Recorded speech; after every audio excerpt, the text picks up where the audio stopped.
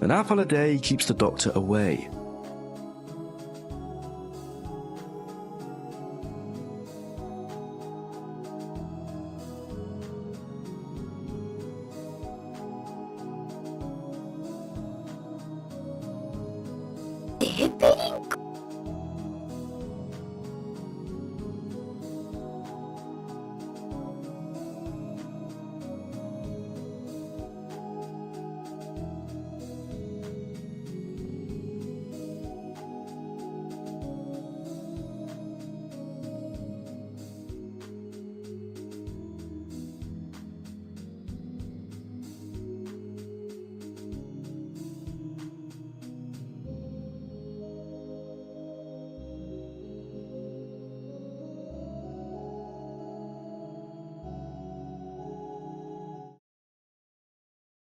Maybe some other time, Renato. But good morning, everyone. My name is Archer, and this is Reverse 1999. How are you all doing today? Well, for those who can get the 75/25. But yeah, I hope you guys had a lovely weekend and Mother's Day. I am sure. It was on the quiet nights in Still port waking that up. I could never fall asleep. I found myself Yes, as the name of the stream already gives away, today we're gonna be watching Farewell Rayashiki, since we don't have enough Penumbra cans to do the theft of the Remit Cup.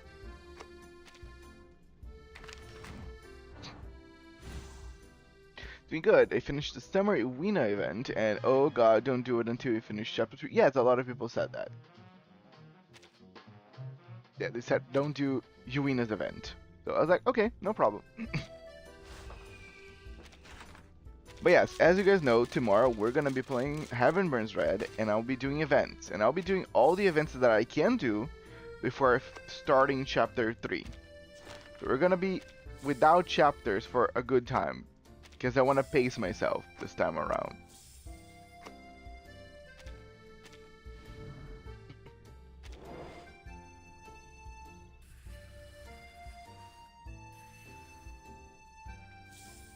Theatrical. The same lesson that I got yesterday. Interesting. Ah. But I'm still reminiscing of the anecdote we did today, or yesterday. It was so fun. Again, I kept thinking of how cool Lily was, because Lily is literally like that very high powered like artifact of some sorts, filled with yin power and all that. And I was like, that's so cool.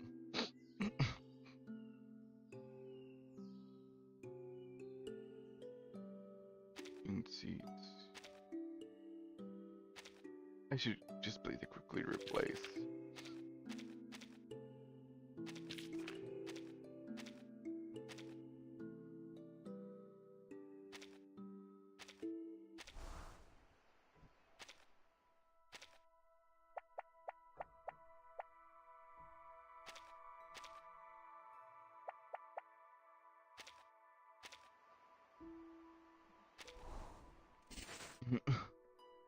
Yes, exactly. It's weird that they spoil some stuff from chapter 3 and something that unlocks after chapter 1. But I don't know, they do their stuff. I didn't go for school for fucking math.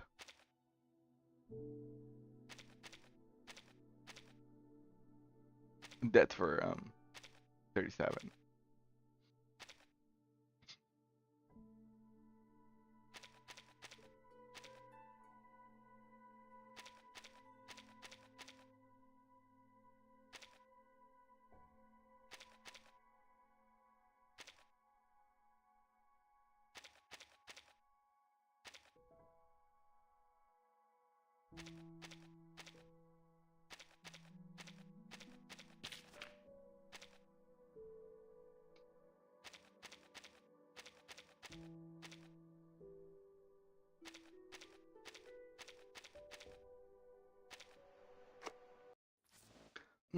The event was peak though. Can't wait till you can experience it.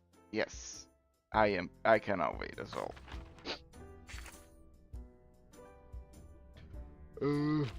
Dude, I slept so much. It's not even funny. I think I fell asleep. It was like 9 p.m.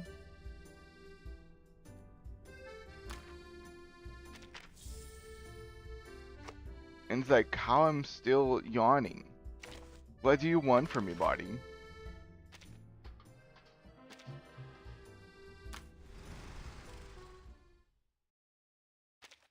Yeah. Let's get our reminiscence rewards.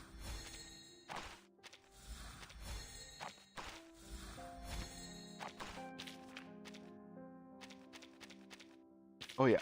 So okay, need to get those first. Wait, what? Oh, rewards. 1 day. Aquatic zone recommended to plants. 1 day. You're gonna be mine.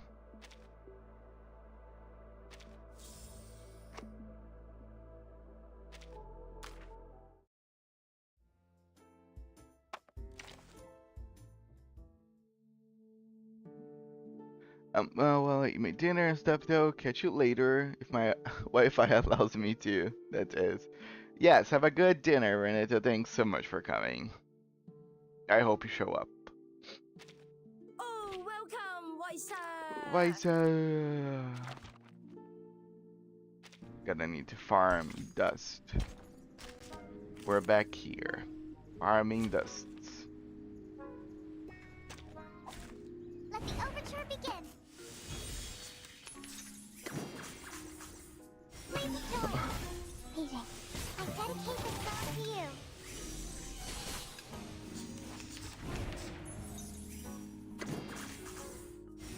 Stars.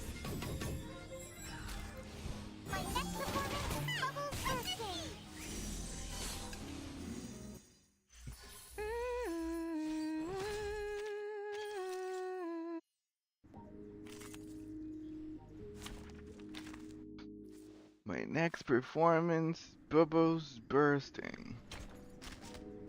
Yeah, I can do another one since I just doubled up. Let the overture begin. Lazy toy. Goodbye.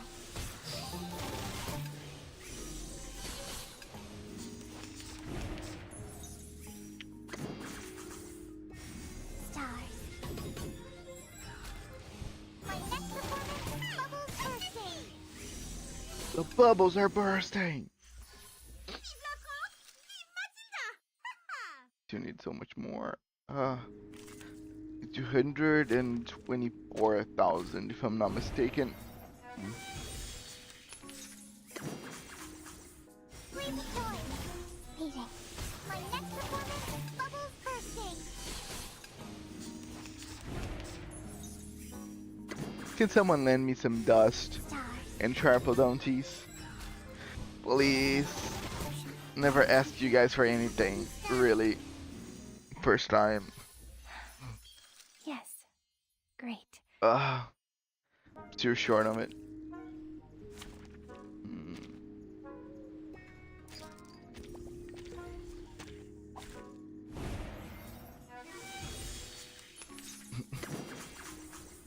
Listen to the melodies of wind and waves. My next performance, bubbles bursting.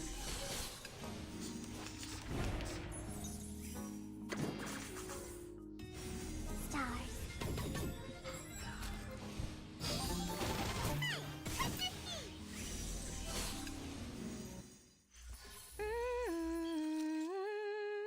Okay, I think this is enough. Oh, welcome, Yep. Now I need charpodontes for the inside. Okay, let me save this because I need to do my Newman analysis as well.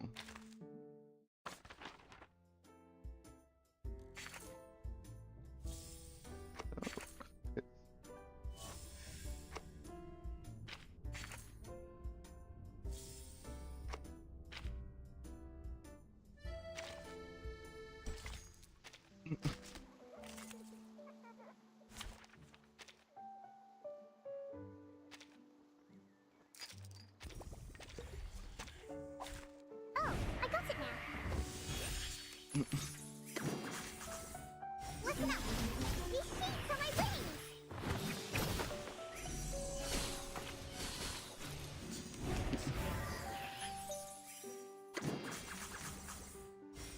Stars. Please enjoy. I dedicate the song to you. Listen.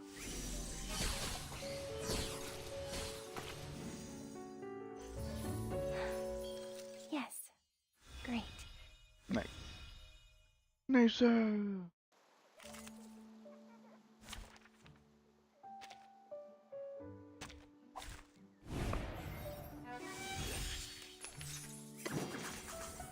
Please enjoy. These sheets are my wings. I'll connect it.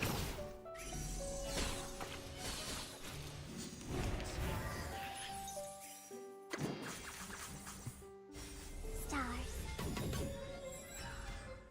Listen to the melodies of wind and whisper. Reading.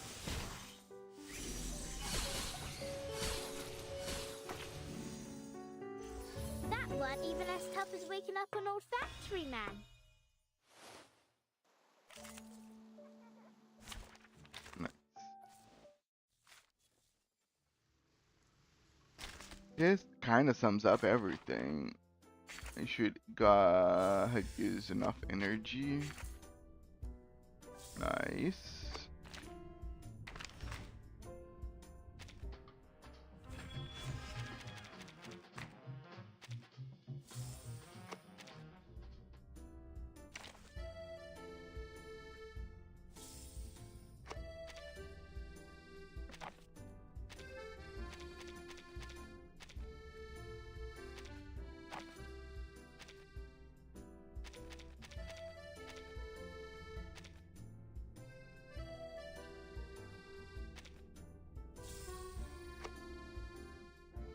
Nice.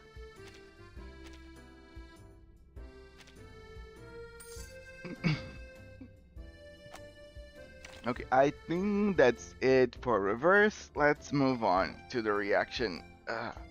Changing scenes.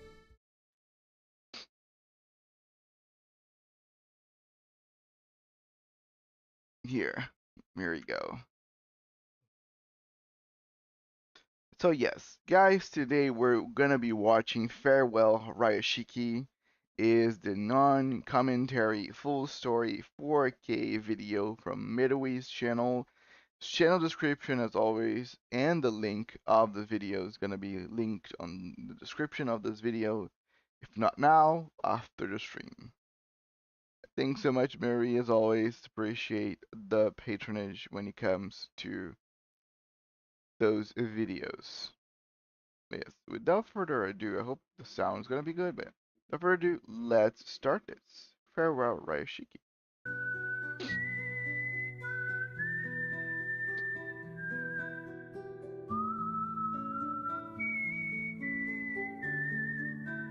It's gonna be 1080.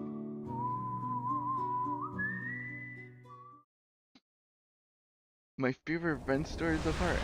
Oh, hello, Clem. Nice to know. I think isn't you the really likes August? So I think I kind of got the vibe that you enjoyed this one.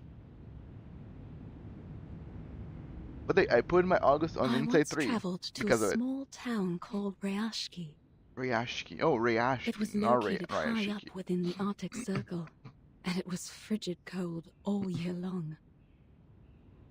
After my visit there, I traveled to many more places. From Zealand to the Balkan Peninsula, my journey went on and on. Zealand? Is that new? But above all other places, I kept finding my thoughts returning to that little town. Oh, To little its August incandescent here. lights glowing in the long dark of the polar Adorable. night, to the shared dream of the people there.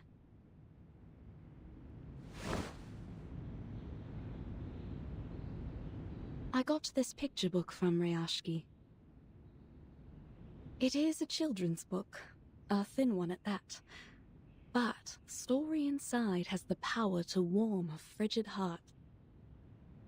Once opened, wells of bright primary colors run into one another and flow up onto my palm.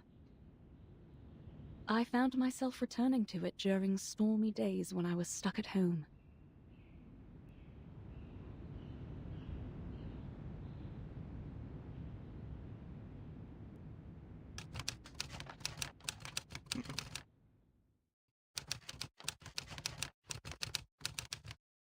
The friend This from is a afar. story about honest and ordinary people. Be nice. Honest and ordinary people over this stream.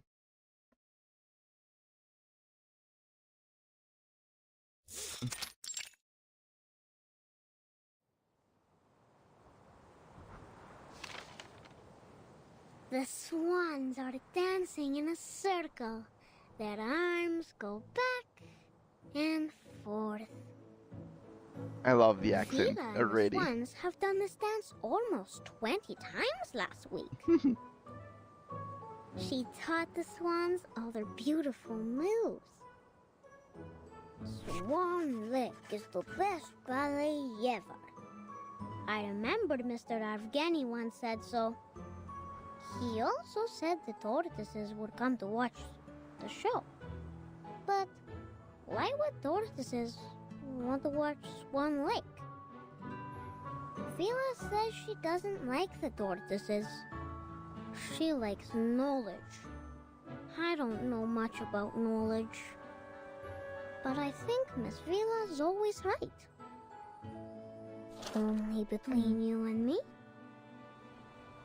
Vila smells like seaweed and coral. But those are happy smells to me. Aww. I think she must be the princess of the ocean. Of course she is. But she tells us she is not special. And that everyone here is equal. No matter if they are a princess or a swan. That we all have 2 feet and 10 fingers. And if we all work together, we can build the beacon to the future. I hope in the future we still get to sing and dance when we are not building beacons. Nina's favorite food is called alonka. It's a chocolate bar. She used to cry a lot whenever she made a mistake with her dancing. But then Vila talked to her, and now she doesn't cry so much. Alenka. One time, she danced very, very perfectly. So, Vila gave her a piece of an alonka bar. I believe she will be a great dancer. If she doesn't get too nervous on stage, then she could have even more chocolate. I wish I was like her. I want chocolate too. I want chocolate too. But I'm not a swan like her. And now, there's never any Alyonka in the canteen's cupboard. He has such a cute voice. Now Nina is the swan princess. The most prettiest of all swans. Basono is the swan prince. He is a nice one, and he has many, many swan friends. And Piotr is the evil sorcerer, a black swan. Nobody wanted to be the bad guy, but Piotr doesn't mind. He is very serious and always bossy to everyone, so he doesn't have many swan friends. Piotr just wants to do his job as perfectly as he can, because he loves our town. Now, August is Yeah. not a swan, The OST but in the he background's also kind of loves his epic. town. Then there is a little mouse who moves as quickly as the blowing wind. Will it be our new visitor? What was it that Is Vila that Buddy said about Fairchild new as a kid? visitors? No. I don't remember now. Aw, August, so cute.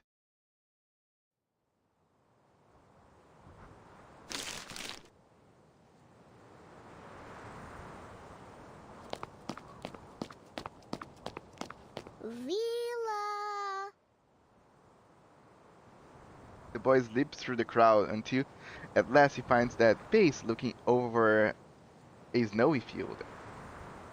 Hmm? Reporting to you, Comrade Villa. I have a very important question. Well, then go ahead, little Comrade Avgust. Aww.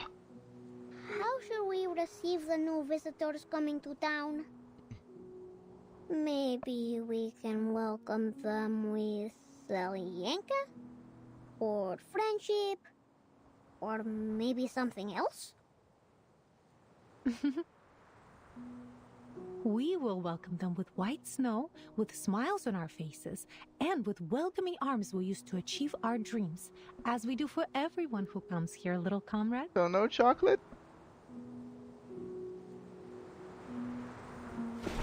Villa wipes away the paint from the child's face and stands. It's always good to ask questions. But don't forget your task today, all right? She points to the unfinished painting in his hands. Oh! August nods I won't. eagerly. My drawings are important. But Villa Aw. says entertaining our new friends is also important. I Which love one the comes sunflower on first? his hand. By the way, sunflower is one of my favorite flowers. He holds up his cluttered drawing board. After the swans have flown away, Evgeny will go up to the stage. Evgeny is not an evil sorcerer, but he knows a secret magic that makes everyone's tongues hide in their mouths. He is not so much a bad person, I think. Evgeny's shadow is very long, but no one, not even my sunflower, can explain why. Evgeny walks heavily onto the stage. His appearance comes without any applause. The tall figure reaches to the podium. No applause. We have received a telegraph. Xenos investigators will arrive here in Rayashki tomorrow afternoon. And we will be hosting a welcome ceremony. The crowd is silent in reply. I understand your concerns. I know you don't want Xeno to interfere with your lives, nor do you want their troops stationed here. And I would remind you that they have honored their side of the deal for decades now. A callous hand rises up to break the silence. We give them runium ore, and they supply us in return. It should be as simple as that. Always it has been this way, since my grandfather's time. So it's a minor village. Times have changed, Comrade Knut. In the old days, Xeno used to pay us generously for mining this runium, because our ore was necessary for their arcane combat vehicles. But now, we have nearly exhausted all our Yeah, I could mines. imagine. You know this better than I do. You cannot mine somewhere in the same place forever. But isn't there some other work we can do? Already we build our own houses, and now we even grow our own crops. He's right. Why must we work with Xeno if we could feed ourselves? They have a point. They could be self-sufficient Comrades, around. calm yourselves. Evgeny is doing this for everybody's sake. Have you forgotten about those little monsters? Is there anyone left on our defense team that hasn't been injured fighting them? The audience falls quiet. Evgeny seizes on their momentary pause. It is as Comrade Nikita said. The critters are running rampant these days.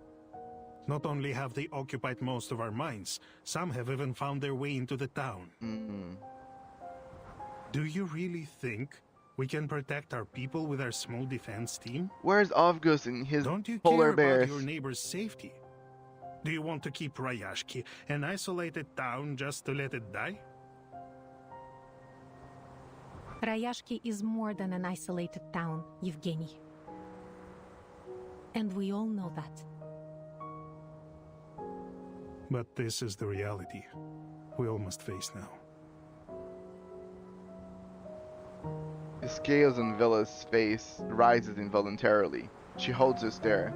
Workers, cooks, security personnel, soon all Rayashki has joined in. Comrade Yevgeny, it was your idea to turn to these Xeno big guys for help.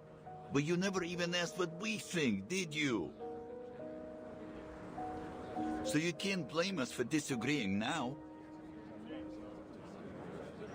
I'm doing this for your good. His assurance did not seem to have much impact on the crowd. A cold wind passes across the square. We can take care of ourselves. She has more to say, but as she moves to speak, her scales stand on edge and shiver abruptly. She holds her hand up, signaling to the crowd. There is a scent on the wind. Danger.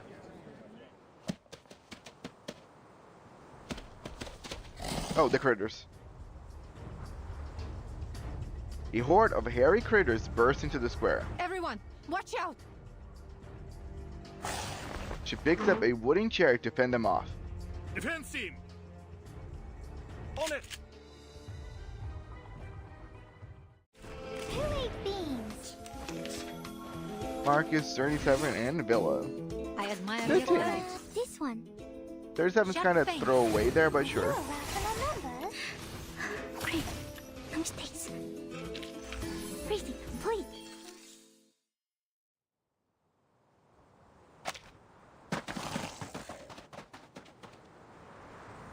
The critters flee in panic.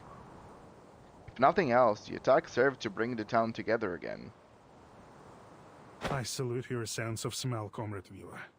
We could have suffered much more severe consequences without your forewarning. Handshakes and salutes are shared, their dispute now absent from anyone's mind. Think nothing of it. It's just a reflex reaction when there's danger nearby. Touches her scales, pressing them down until they settle. But this incursion has proved my point. We need Xeno's help. The other townspeople are not gifted with your set of talents. We are all vulnerable to the growing dangers. Wouldn't you agree? I only ask you to put yourself in their shoes. He speaks softly, evenly, but even so, the words land like a heavy blow. Your criticism is valid and well accepted, Comrade Yevgeny. Perhaps I could agree with your plan. Provided Xeno's presence is a temporary one, we just don't want them to change things for us here. The atmosphere in the square moves from joyful to serious as the meaning of their words take hold. I'm glad that you have finally come to realize what is best for us. Xeno is known for their rigorous methods and rational decision-making, and they are committed to maintaining peace around the world. I'm sure they will make the right decision. Well, nowadays, you know, it's kind They of trusted on the us to downfall, supply but their ore, back and we have then, on, faithfully played our on part in 1.8, supporting them. they used to be better. Thanks to our help, Xeno has successfully tackled many international issues. It has always been them and us together, fighting for a better world. When he puts it that way, he is right. We should be proud of our cooperation.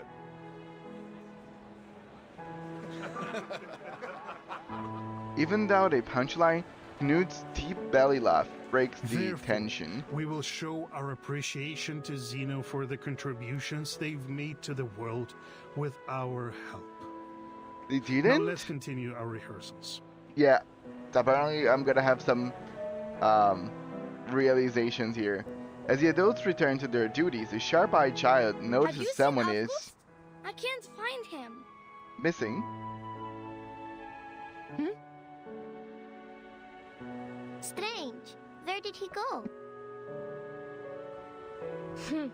Looking for any Linka left in the cupboards, I bet.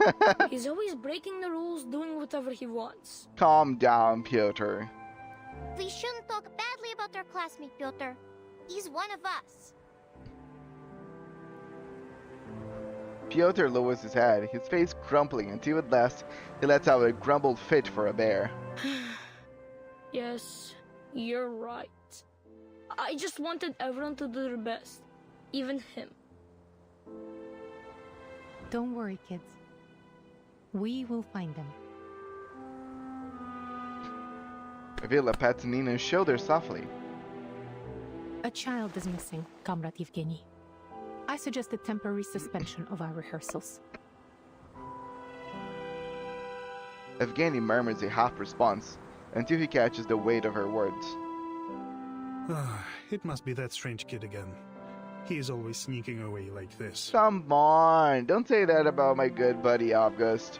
August has been no small trouble in the past. Evgeny frowns, but Vila is determined to glare tells him no. It's not an acceptable He's response. only trying to understand the world in his own way.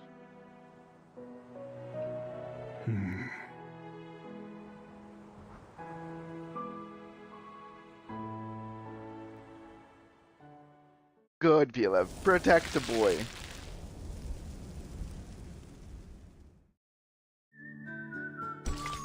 Okay.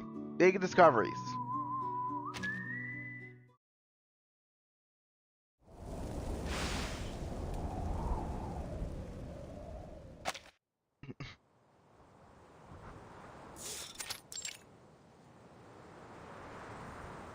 The question of where their curious little dreamer has disappeared soon becomes a true conundrum, as their search through the dockyard, the post office, and even the town's phone booth reveals no trace of him. This is, of course, because he has assigned himself a more critical mission, welcoming newcomers. A difficult task, especially when he leads him so far away. But he is not alone. His sunflower hops alongside him. Ah, August. Vila once said that sunflowers mean warmth, and that makes them everyone's friend. I 100% agree with her. They would warmly welcome every guest that comes to town. Just like my best friend here, right? He raises the sunflower in his hand and whispers softly to its petals. Best friends. Everyone should have a best friend. Hello, Kev. Welcome. He then picks up the pendant. Happy late Mother's Day. Following his whispers, the pendant emits a faint glow. Wait, he can bloom flowers with that? That's awesome. I would love to have one of those.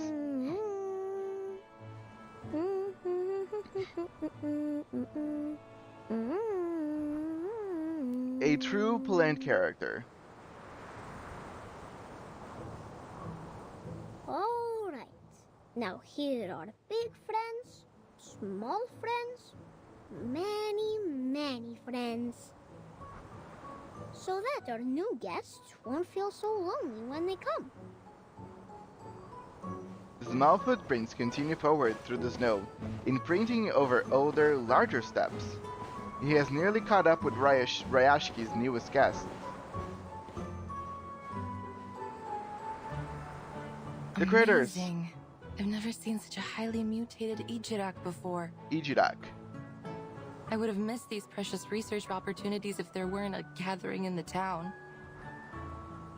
Oh, Winsong, seems like life has been good to you and your theory. Winsong is a very pretty voice.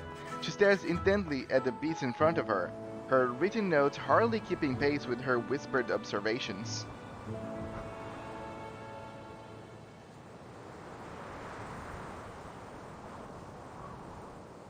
The disorder in ley energy here has not only caused the exhaustion of the Runian mines, but has also mutated local critters to varying degrees. Then Xeno was right. No wonder they've sent so many researchers here to look for abnormalities. Even the crank ones like me. He's so focused. It's obvious that this town has more to it than a handful of overly active critters.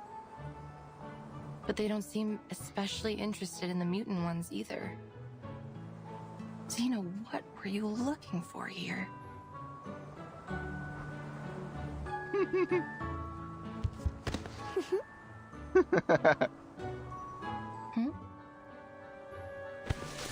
A sudden movement passing under her coat brings her out of her monologue.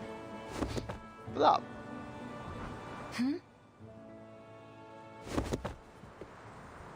Hey, let go! Let go of my leg!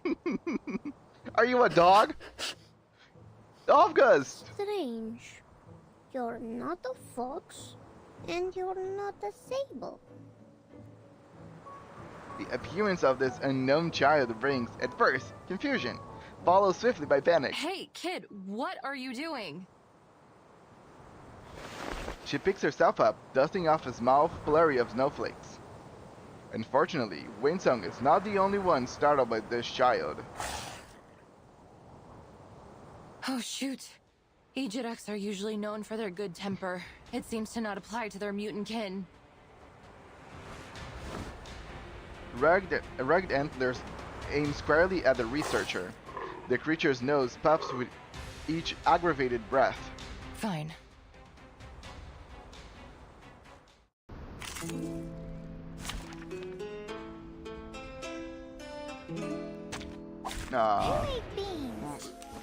I think Midori didn't have Winsong.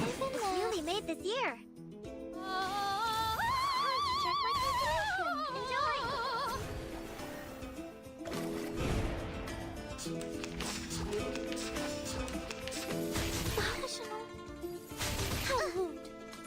Got you.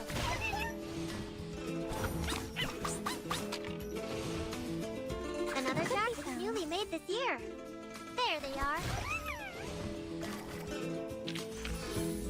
I remember it's called lending a hand. Природа — это числа и черты. Infinite lines.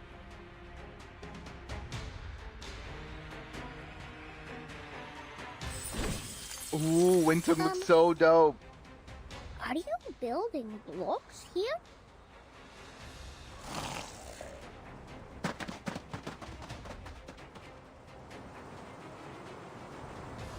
The startled Ichidak runs off into the distance. Whew. Lucky for us, it seems to still be afraid of the dark like the rest of its kind. It's finally over. Her satisfaction fades as she takes stock of her surroundings. Oh, my materials! Wow. You are the most. What? His little hands struggle to reach any higher. He pats the freezing hand of the researcher. You drove away all the bad critters and protected everyone. The swans on the stage, the big burning furnaces in the factory, and even the uncle sleeping in the mine with Papa. I think they would all give you a big thumbs up. Huh? I can see why you like so much August. She sighs, resigned that she must now deal with her uninvited guest. Though, in fact, she is the one here uninvited. You can call me Winsong? Hello, comrade. Just to be clear, Magitune I'm not the a spy, Celestia. I'm just a traveler staying in town for the moment. Let me know how you wish to be called. Yes, welcome to the stream. She casually raises an identification card in her hand, a card adorned with a familiar sunflower pattern. Ooh, but I have never seen you before. Do you also like Magiloom. in the water? Like Villa? Oh, have you watched Magilumiere? Magical Girls Inc.?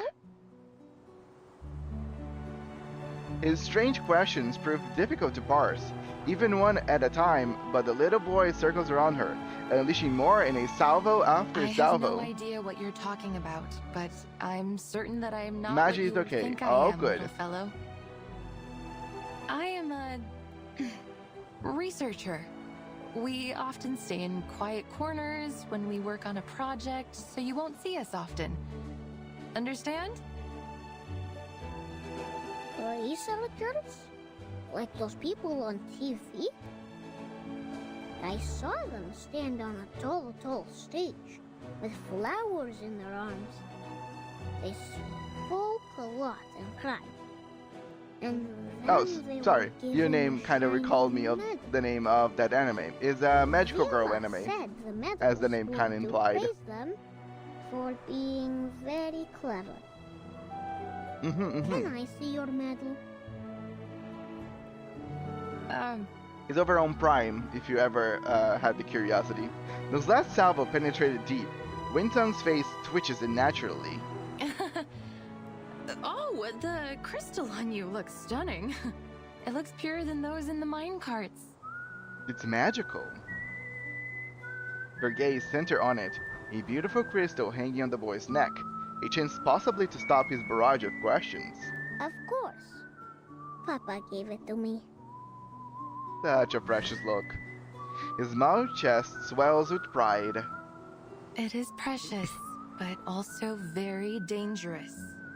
A crystal like this is almost as volatile as undiluted runium ore. They use this stuff for war machines. Kid, listen to me. Put that away. Go home now and don't let anyone see it. Understand? It could stimulate the critter's appetite. Or Xenos? Winsung nods with satisfaction. Good to see him leave. Unfortunately, the sunflower gently brushes up against her arm once more. Can you build a very, very tall wall? One that can protect the whole town? Like what you did with the blocks? I'm sorry, little fellow. She points to the now empty patch of snow-covered ground. That was just a trick. It won't last long. No, that was amazing! Nina, Knut, Vila, everyone should learn from you. Could I make the doors and stones listen to me like you did one day? Will I be great? Like you? Aww. So precious. This apple is A so strange kid affected. like you should live in the age of Aquarius and be a part of the New Age movement, or become some kind of yogi doing meditation. And do it anywhere but here. Go home. The New Age movement. What is that? Her helpless attempts at turning him away goes without notice. Worse still, it seems to intrigue him. Is that where you're from? It's not a place. It's a spirit of a time, full of interesting things like crystals, new schools of thought, many crazy and creative ideas. That sums up him. Will the sun close its eyes? Will the dark clouds spit on people? Will their ships blow bubbles under the water? Somehow, the persistent questions stop being a source of annoyance. The subtle warmth of his boundless wonder shakes loose the frost from her something. Her smile turns from feigned to genuine. Of course. They even believe that the world is a giant piece of blank paper, and they are the artists drawing on it. It's so cool. And not only that, they are obsessed with bizarre ideas. Where did the Stonehenge on the Salisbury Plain come from? Where are the ships and planes which traveled past the Sargasso Sea now? I like them. The child's voice blurs the edges between reality and pleasant memories of her past to a time where there are others. They called themselves lay hunters, The time the when apprentices there of a were once others renowned that school of thought thought. like her. However, few people in academic circles accepted the idea of ley lines as an answer to their questions. So, for these lay hunters, it has been a long walk through a dark night. Her voice is so soothing. Then they can come to Rayashki. Here the sun never sets. Half the year anyways. Then I can be their friend. And when I grow up, I will be a lay hunter too. Aww. Winsong ties into his scarf as if warding off a chill. I'm afraid it's a bit too late, little fellow. Why? Most have already given up.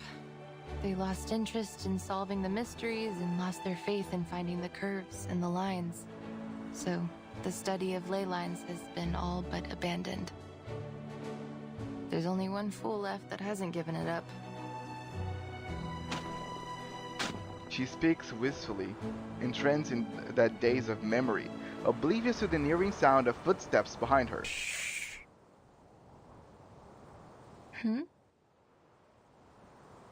And you, I suppose, are this only one fool, yes?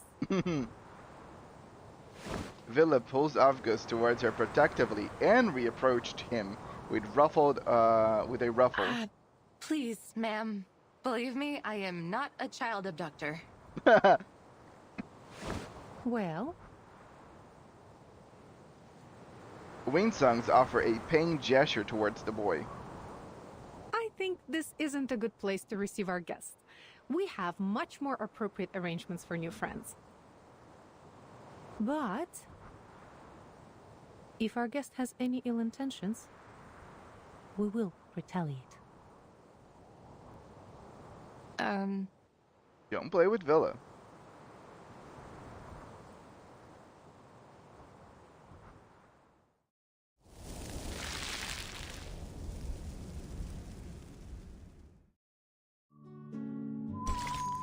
Nido grass.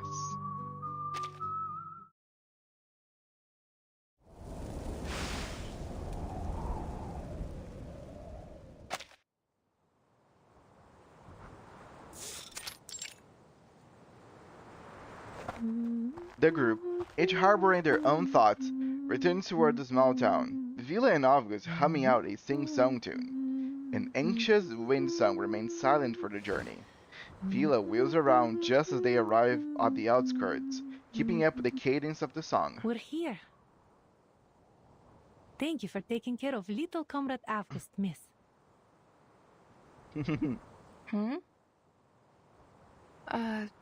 You mean I'm not here to be questioned?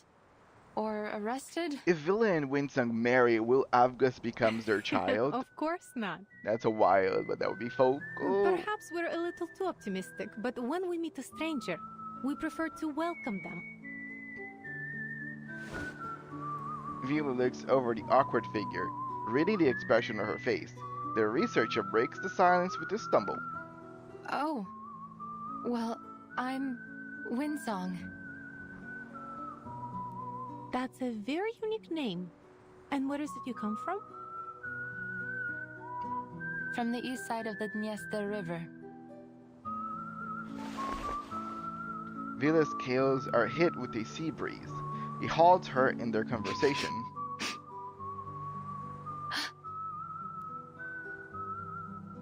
The teacher breaks out from her pause.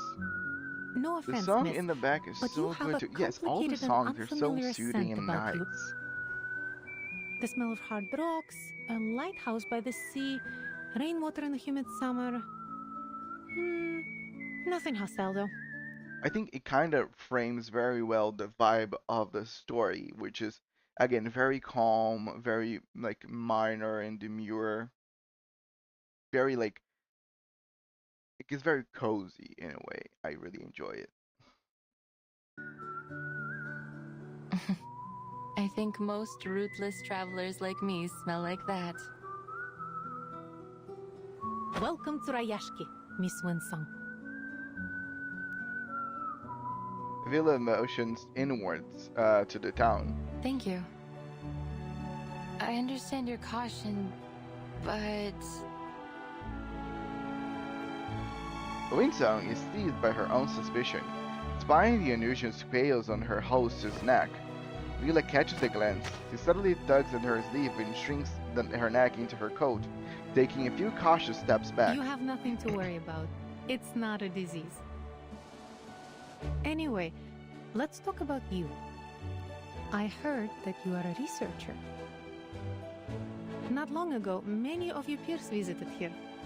They wandered around and looked under every rock and floorboard in the town, like you do.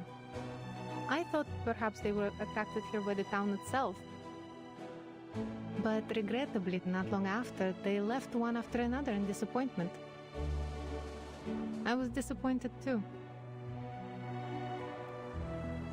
There is a curiousness in her tone. Will you be like them? Will you just come and go? Those people are famous scholars. Of course they won't spend too much time on a project with unclear prospects. But I'm used to those. She spreads her hands out down, with nothing more to say. I salute you for your courage and spirit of exploration. That's so thought sweet. I thought you might be more hostile to me.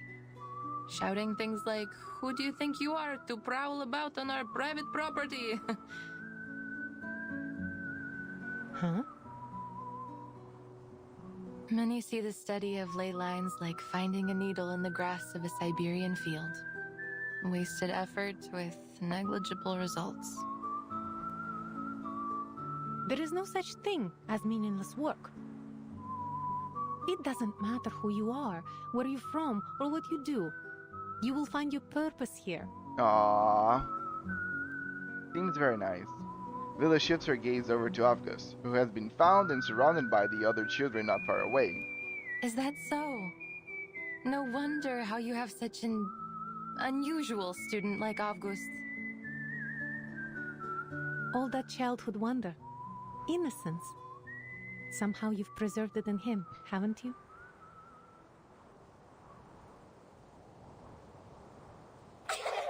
The children seem unconcerned with the new adult. They have their own world and their own rules to be addressed. Is the show finished? We cancelled our rehearsal, August. Mr. Yevgeny just left red-faced. Yes, and he cancelled the friendship cheese on the food menu. All thanks to you. Not the cheese. But I love cheese. I was welcoming our new friend. And we have lost our cheese because of you. This is all your fault. Come on, You're the Piotr. most bothersome kid in the Rayashki. I know that word. Most means the best. So thank you, Piotr. Aw, so pure. You! The other children gather close. August, we don't see anyone new here. You're not lying again, are you? Wait, they cannot see He's Winsong? with Vila. They greet each other, share footprints, and even sing together. Winsong is also the best. She can draw many lines on the snow and even on a seagull. We're not having another freak in town, right? Do you mean drawing on the blackboard? Like Miss Vila did?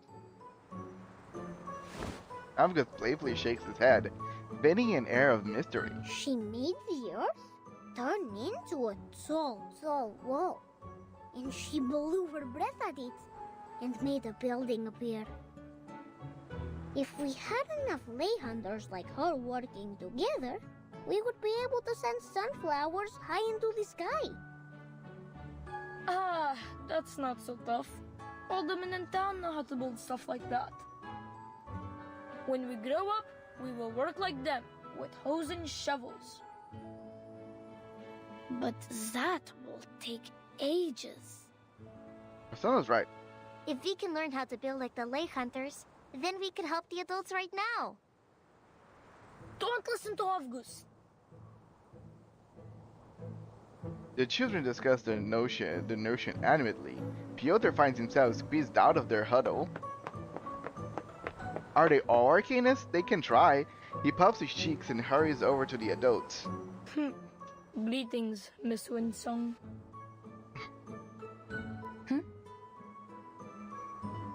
Is it true? Can you really shape the earth into different things and build things from it?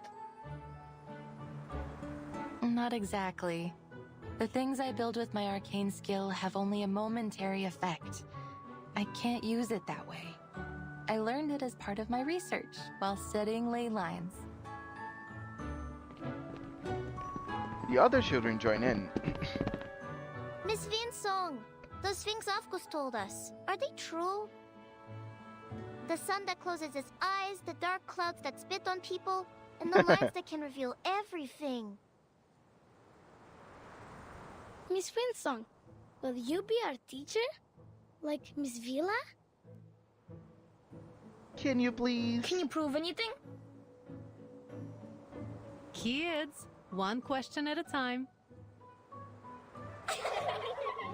Your children surround Winsong, catching her off guard. She looks apologetically at Villa. Sorry, Miss Vila. I should explain it to them. Mine is not a formal discipline. Many people believe that it relies too much on the observations of arcanists, and the conclusions aren't useful for the public. So it is best that you kids do not study it. She shrugs her shoulders. A pursuit of passion, fit for only a very stubborn fool like me. I see. Villa nods in understanding. Then you must show us all about it. Shouldn't she, kids? Right? I agree. I'm sure Miss Winsong would be very happy to give us a special lesson about her studies. Uh-huh. Yay! Escaping this unasked for obligation may prove more difficult than expected. Miss Vila, I thought I made myself clear. No, you did not. You have worked hard in this pursuit of passion, haven't you? Regardless, the study of ley lines is, well, it's useless. Winsong lightly tapped her yellowed notebook filled with cryptic scribbles and notes. Useless? These kids should learn something like geography. It's a much more thorough and important field. It's boring. As far as the general public and academic institutions are concerned, the study of ley lines is just a niche aspect of geography. Worse still, one that is solely accessible to arcanists. To devote any real time to its investigation would take up valuable research funds and equally valuable researchers. At least that was how they felt about it. Villa furrows her brow. Who can say for certain? What about you? Do you also think that the study of ley lines is a waste of funds and manpower? Of course I don't. Through ley lines, we can detect arcanum-related events in the area, learn about local arcane creatures, and find the secrets hidden both above and below the Earth's surface. Sounds so cool. But I can't yet prove this to people. Villa places her hands on Winsong's shoulder. Well, you don't have to prove it alone. It doesn't matter what others think of your work. The only important thing is finding its uses.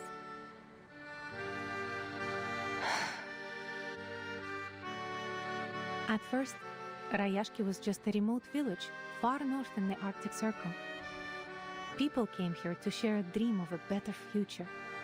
It was only by luck that we found the Runium. Then, Zeno approached us and became our business partner.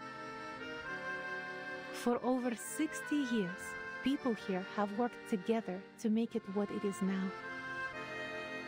We built the school, the swimming pool, and the cinema for everyone. Even a cinema? Okay, that's kind of dope. Rayashki embraces and takes in every newcomer. You and your studies are no exception. That's so nice. This is where our paths meet. Hilo smiles warmly. It hits like a warm sea breeze.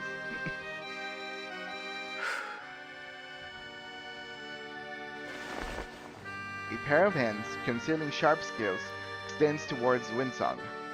Please know that I'm not just doing this for you.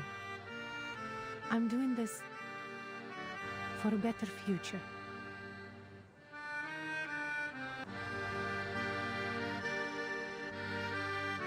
Vila glances at the children not far away. Some of them seem to be solemnly saluting a sunflower as if it were a security A team well-rounded guard. education is vital in bringing up the next generation of scientists and workers. Our children should learn more about this world, even from those perspectives and types of knowledge that aren't widely accepted. Winsong looks out to them and meets the face of her unexpected friend. He waves back excitedly. Thank you, Miss Vila. She clasps her hands. It is colder than expected, but welcoming.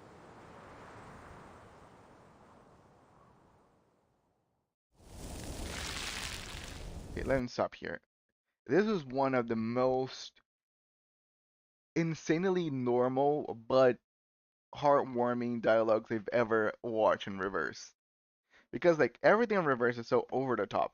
Again, because of the consequences and the arcanus and everything. This is so nice and so cozy. Like I would love to be part of Rayashki, like a very small community embracing anyone and trying to create people to just make it bigger and more prosperous. Like we don't have vibes like this nowadays. Like most cities are bustling with people and full of people.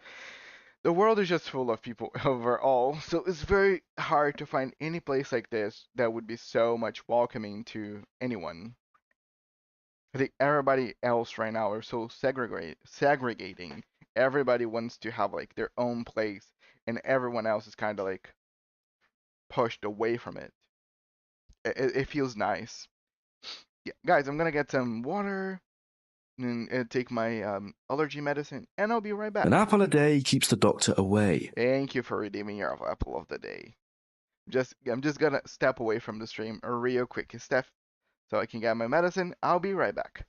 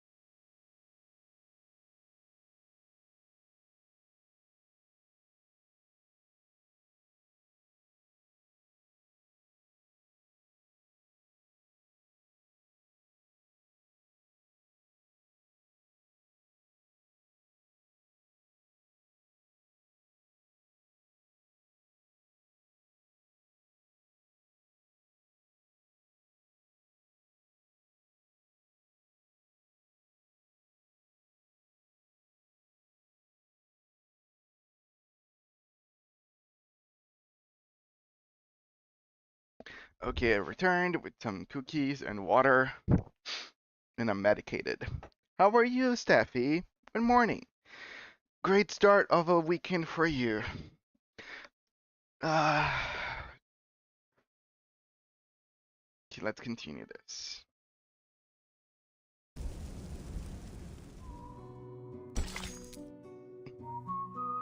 Said the gardener of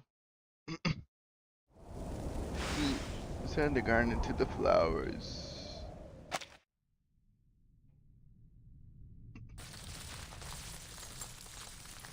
The study of ley lines sees the world as a clear map.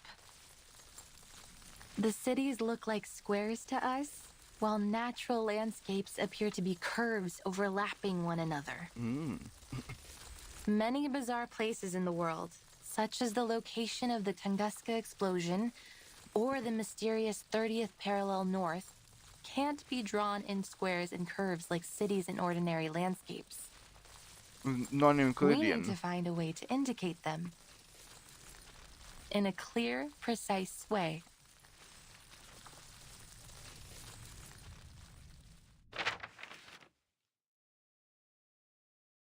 It's a maze. Well, it is the ley line map of a city, but you are right. It does look like a maze. To begin with, I should introduce the most crucial concept in the study of ley lines, that of ley energy. It is a special energy which we can easily detect throughout the town. See how it comes out from underneath the ground and goes into the local biosphere, circulating around like a system. If we think of the town's ley lines as a food web, then ley energy lies at its foundation. Like how big fish eat small fish, and small fish eat even smaller fish. The boy's comparative is simple but essentially correct. Exactly. They are the smallest fish eaten by the big fish. If we catch the big fish and study what they eat, we will know where to find the other big fish. And the ley energy, when the big fish die and break down, the small fish will go back to where they first came from. The circulation goes on and on. You've put it very well, Miss Winsong. Like the rainwater that comes from the ocean to the rivers and returns back to the ocean.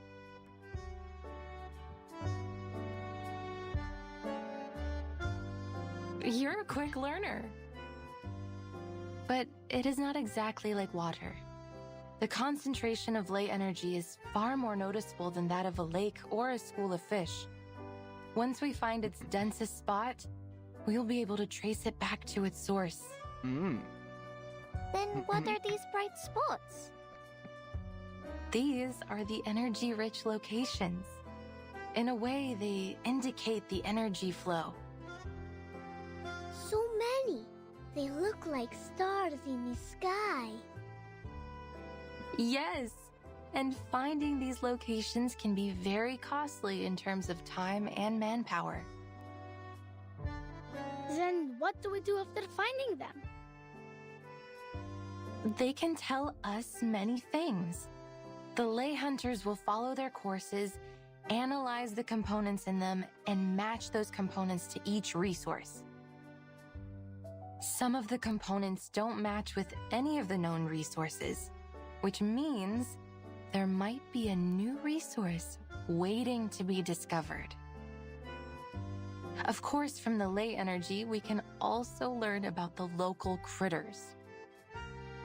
You talk about strange things, almost like Avgus does.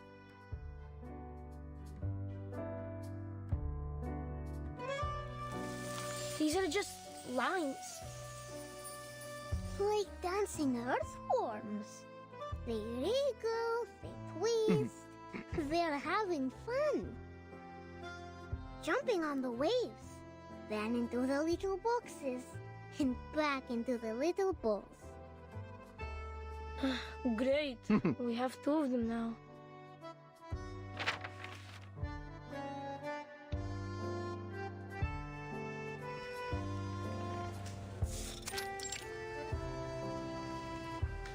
They look interesting, but we don't really understand.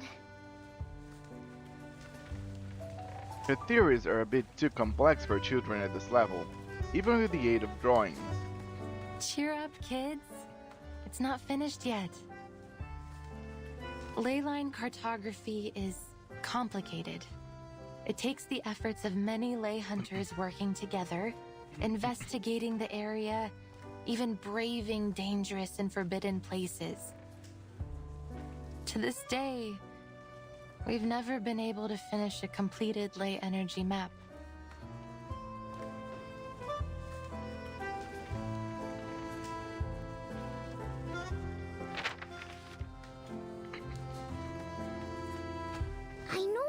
I know it now.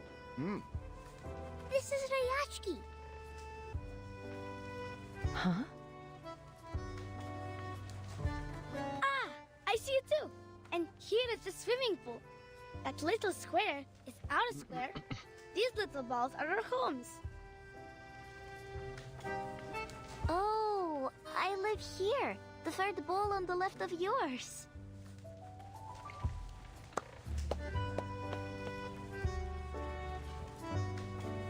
You're very bright, August.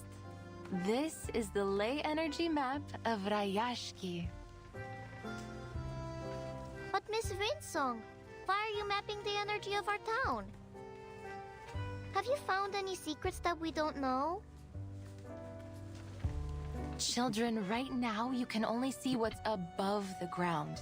But there is even more ley energy beneath the ground. Vincent lowers her head, feeling momentarily transported back to a time long past, while her audience listens intently below. Will the sun always be in the sky? Will the glaciers ever melt away? What lies in the darkness beneath us? Are there other critters around here that you've never seen? How should we deal with them? This topic sets up a clamor of excitement from the children. I heard once that there were many strange footprints next to the school windows. Uncle Patrick saw it. A monster with 6 legs, and each one has spikes. That must be a kikirn, a small-sized Canidae critter, mostly seen in cold areas. But the ley energy might have affected the weather of their habitat, or they wouldn't be here in Rayashki in summer. The deep blue line here shows that particular one's movement. Or maybe Uncle Patrick could have drunk too much. The ley energy accumulated in them suggests that they mostly feed on moss and worms under the snow and stay near town. We can infer that this is a docile herbivorous kind of critter that is merely curious about human behavior. I think feeding them will be much more useful than driving them away.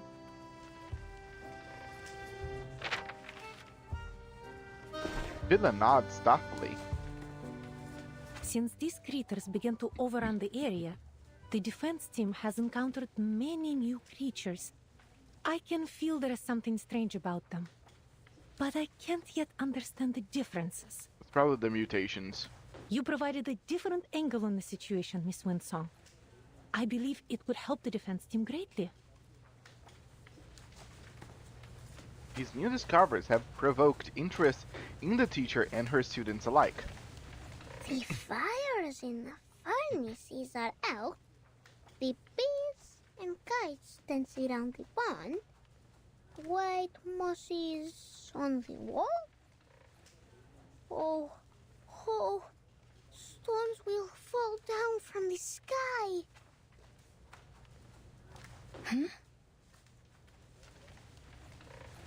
This bizarre yet ominous statement seemed to upset the others. Stop saying these strange things, August. The defense team will keep the critters out of town and protect everyone. And there will not be any stones falling from the sky. Piotr stands up, his fists clenched and face flushed red. Is everything alright, Piotr? Yeah, you're lying. Rayashki is safe. It will be our home forever.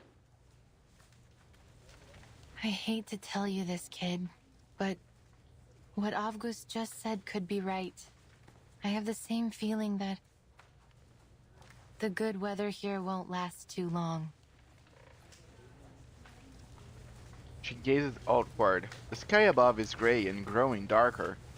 Look at those thick gray lines. Those are the traces of cloud movements and moisture. Now they're mingled together, But the sun will still be shining. Miss Vila said that the polar day will last for a very, very long time. Miss Vila was right. And past statistics don't lie. According to the data, the weather here should continue for the next few months. But Yet the ley lines say otherwise. They say the weather will be extremely unpredictable. You're making things up. The forecaster on TV said the weather in Rayashki will be temperate in the coming months. And the weather forecaster was right, according to his analysis. But life is full of surprises. I know why you're concerned, Miss Winsong. I feel the glaciers are melting slightly faster than usual. There is going to be a warm front forming from the melting water. Winsong looks at her audience. She had half hoped for some opposition from them. But will there really be stones falling from the sky? That's probably hail. I can't say Right? anything for certain just yet, kid. All I have is this incomplete map. And as you can see, many sources of the marks and traces haven't been located. Which means we can't come up with a precise calculation. But there's no question that Rayashki will soon face many challenges. The weather could become much worse. The environment might change. Maybe some unknown critters might turn up. Stop. Liar! You're all liars! Rayashki is at home, so it can't be dangerous. The class bell rings at an inopportune moment. The children rush out of the classroom, one after another. Piotr, you can't fly if your feathers get wet. Winsong sighs. Although she hasn't fully adapted to her new role, she must keep up with the children. Vila intercepts her. They will need some time to take in all this new knowledge. Don't you agree? I'm back. My Wi-Fi is saying, no, actually go fuck yourself, though, so I cannot stay. Bye, have fun with the Rayashki. Thank you so much. I am having such a good time with this. Like, the story, I think I'm as interested in the ley lines as the kids right now. Sounds very fun. But yeah, thank you so much. Have a good one, Veneto. I thought I could handle all their questions. I think I made things worse. Sorry. Have faith in them. They will come around.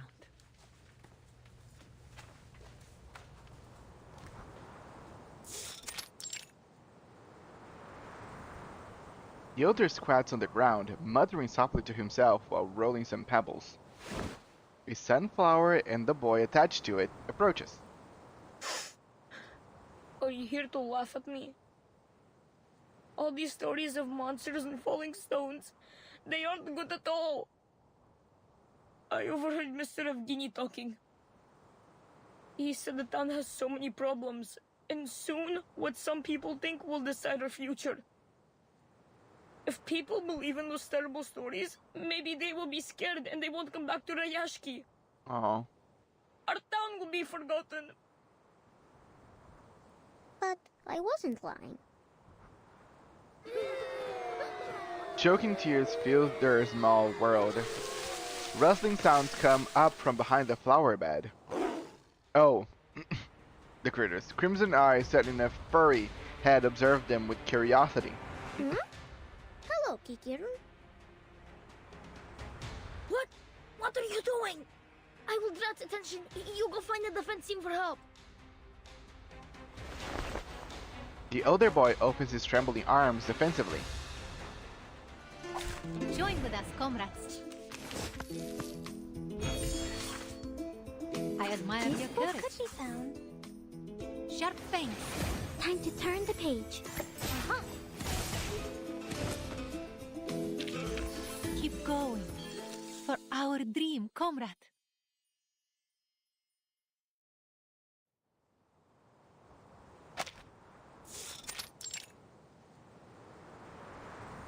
A mound of sunflower seeds is presented in a pair of tender hands. Moist moisture approaches, and then a rough tongue greedily curls around the seeds. It's itchy. The Kikirin purrs contently as the now empty hands stroke it gently but confidently. It feels warm, doesn't it? Miss Winsong said they can be our friends. That they will bring seeds to every corner of the town. Like a gardener? Another pair of hands reach out to casually caress its fur. Yes. Go plant more sunflowers, Kikirin. The deep blue creature darts away. So, Miss Winsong was not a liar.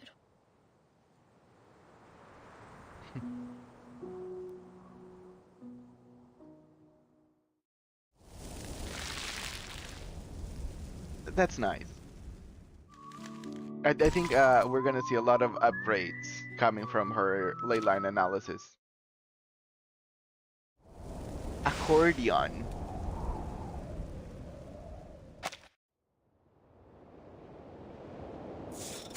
Funny enough, accordion is very popular here on my estate. The warm current of the ocean is stranger to this place. The long silent dock seems to be pinning for use, for visitors, to bustle once more. A lone figure stands there, resolute, unblinking.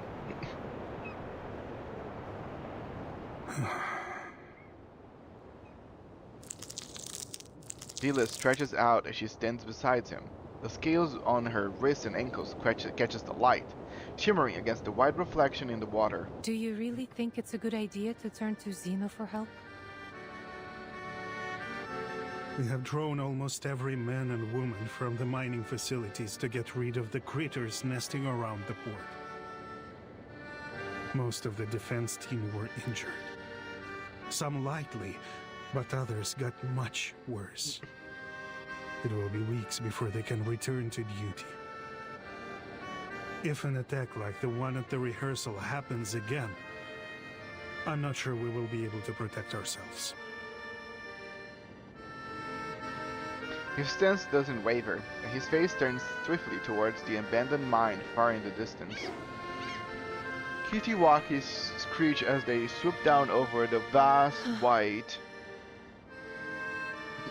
I know most of our people are frustrated with Xeno's arrival, but I expected better from you, Vila. People trust you, and they will follow you, but that doesn't make you right. Maybe you're still too young to see the dangers. Rayashki, yes. I might be wrong, but history is a long lesson in I'm learning having what such is a right good time and with being this. unafraid to be wrong. Hello, Veneto. Oh, sorry. Veneto is already gone. We don't Hello, have time Draggy. for trial and error. How are you doing? And this is your excuse for making decisions for us against our will? I will hold myself responsible for my decisions. In that, you have my word. The conversation reaches a deadlock once again. Fortunately, elsewhere, there are others with fewer and simpler burdens. Today is the day of our welcome ceremony. Vila said when the bell rings, the important people from the Dorothy's Academy will arrive. Everyone looks excited. Nina has put on her best dress. I know she will be great on stage. Basono will duel with Piotr. The Villa character story is also post-main event story. Okay. Like, I am loving this. I think I am getting love with August just as much as Clem probably is. August is such a sweet child. And I don't remember a 5-star character getting this much screen time. I feel as someone just watching this, it's almost like August is the main character of this whole thing. Oh god, it's August, my beloved budget Izolde. It's his duty to protect the princess. As for me, I got a new job from Mr. Afghani. Salute, shake hands, and give them the warmest welcome. The child nods solemnly, aware of the weighty mission he must undertake. The little standard bearer stands ready to receive Rayashki's latest guests. What, this? There are bubbles in the water. Oh, careful with the water. The critter pops its head out of the water, two eyes staring out at the boy with bewilderment. We meet again, Kikirn. There is a meme about August got edited into a Hunger Game with the line, "Dumbass baby stepped on the landmine and exploded." No! No! That's mean! He's not a dumbass. People are stupid. Are you? August is now my baby.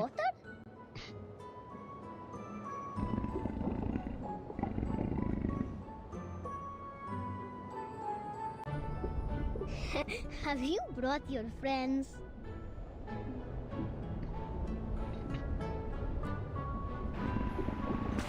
Bubbles swell on the open surface of the water as more kicking breaks up through the slurry of ice. Though their peculiar appearances differ from the one to the next, they all possess large, lamp-like eyes that look out. 1, 2, oh! Your friends also have 6 legs! It's like water or marine. Look! They're wearing needle grass and flat files on their legs. Velosauri broke me though. Okay, so apparently I should do Velosauri after this.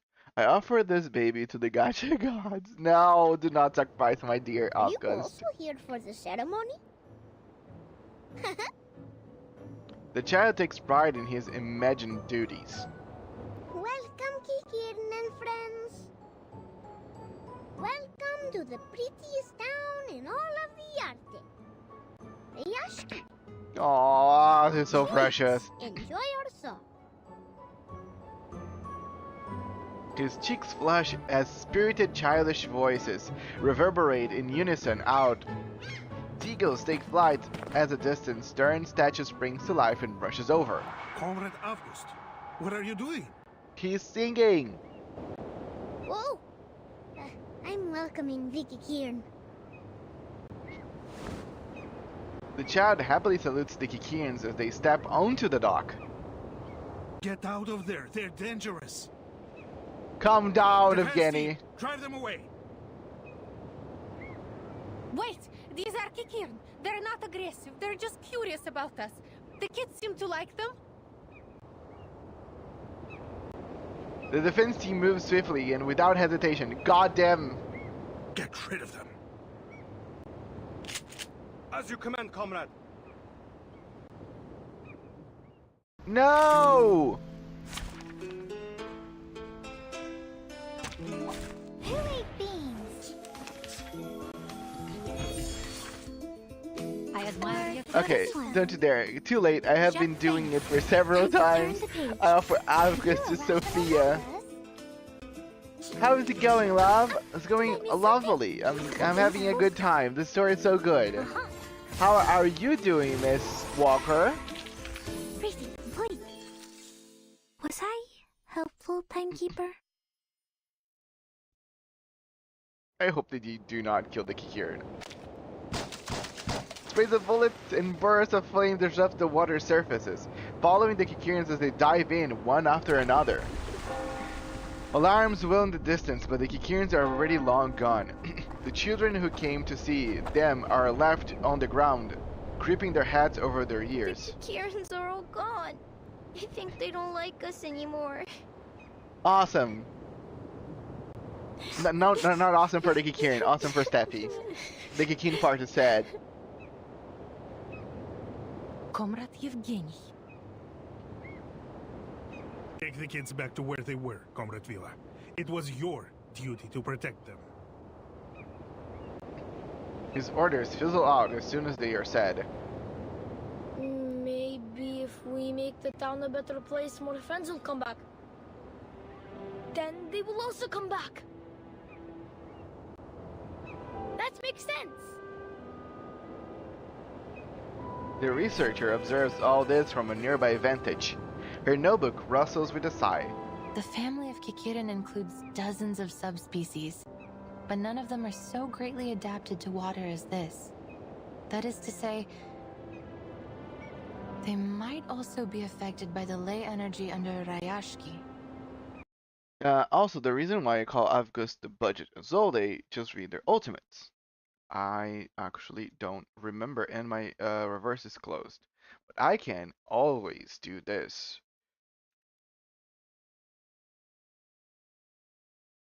And go to the wiki, and then I can just read it.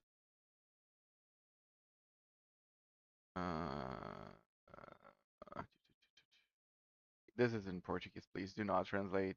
I don't know. No, thank you. This is the portrait. Sunflower bodyguards. Incantations, so here. Ultimate. One stroke after another. Mass attack. One stack of browsing morale to self and allies in front. One stack of sturdiness. Oh, wait, is the same of Isolde?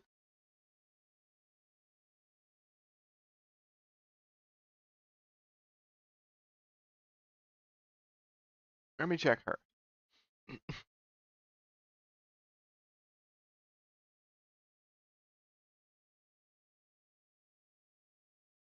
Damn it, not this. Just search.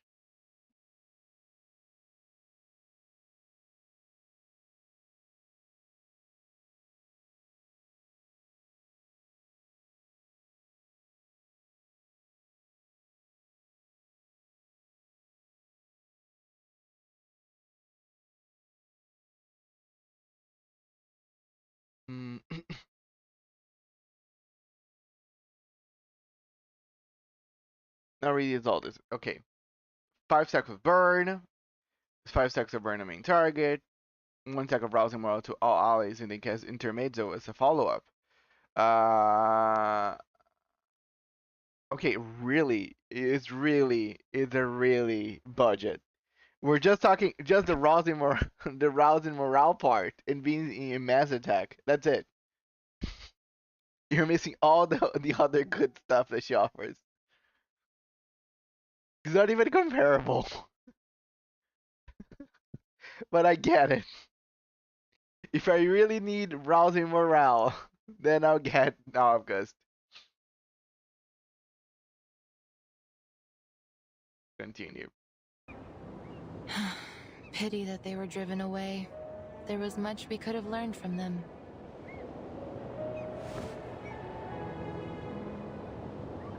She looks up. A blanket of clouds obscure the sun, with only a few rays of light breaking through.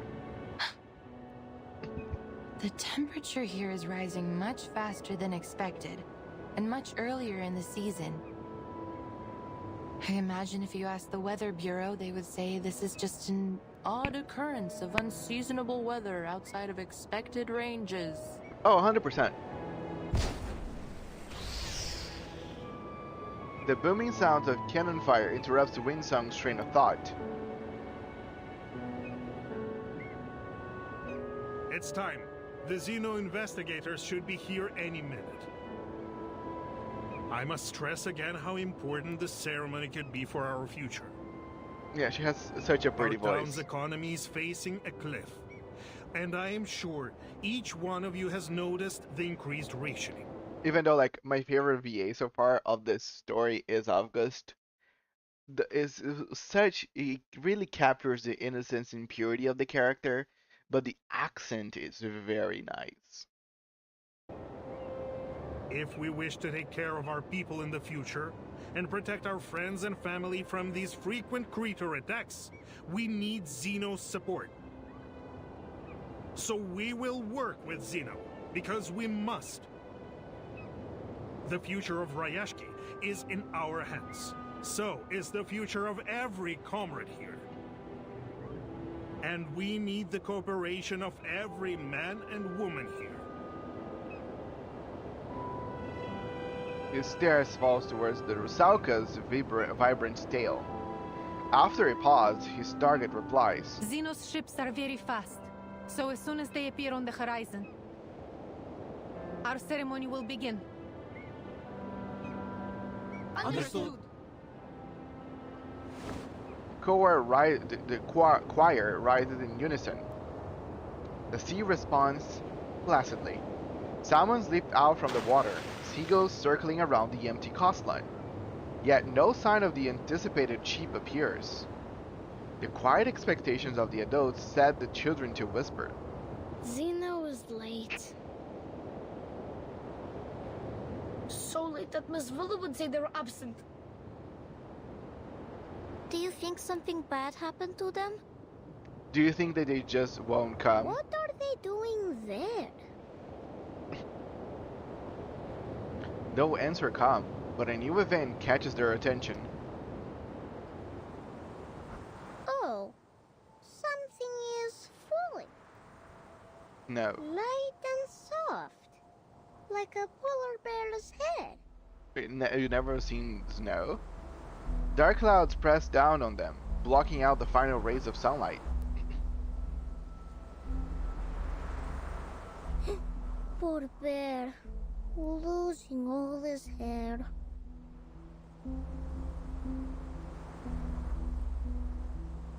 Snowflakes flutter down across the gray sky. Converging into the blustering wind, they fall towards the town. Hmm? It's snow! What? How can there be snow in summer? Is this related to the strange thing Avgus said earlier? If so, I'm happy that these aren't stones or a dark cloud spit. The children huddle near Avgus, astonished by the accuracy of his predictions. Avgus, I can't believe it! You were never right before. Ugh. Oh, it's chilly. The snow is biting against my skin. The biting cold. I'm sorry, Avgus. I shouldn't call you a liar. Ah, all the kids are making me warm. This apple really wants to protect them. But will Rayashki really get into trouble? A gentle hand nudges Piotr, a motion learned from someone older and wiser. Piotr, we will not be defeated. Not by clouds or bears. Look.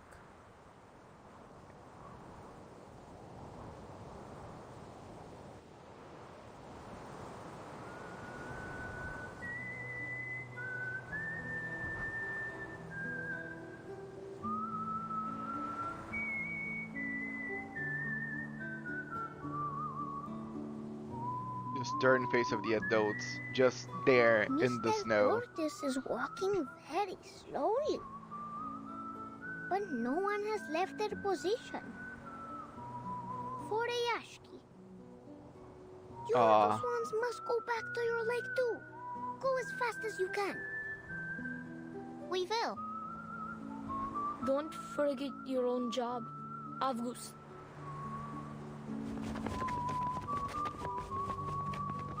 Ah, the children return to their positions and ready themselves.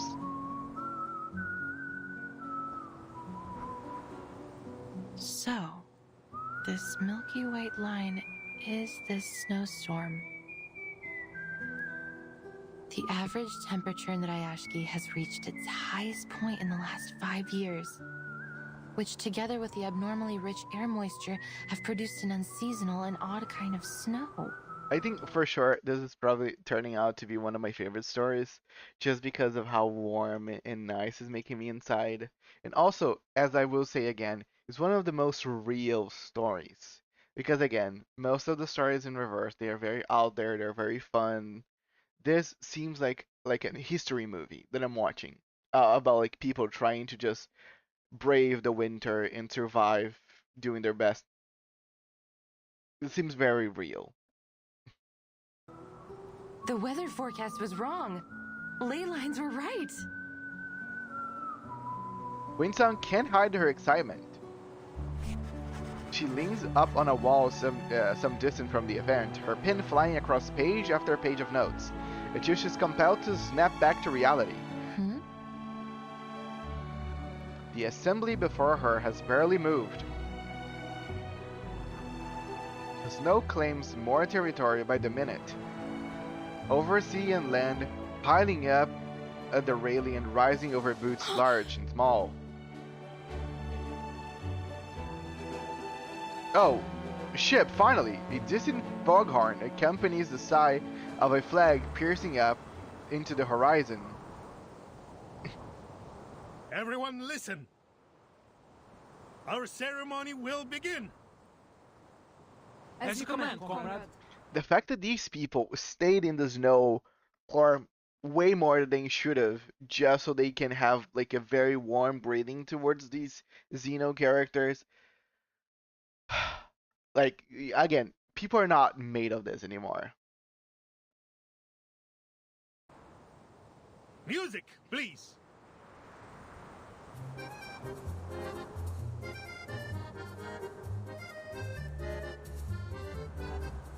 Отпусти вчерашний день, оставь прошлое. Каждый шаг рисует новый день. Не смотри назад, ни теней, ни дно. Светлые небеса путешествуем. Nice song.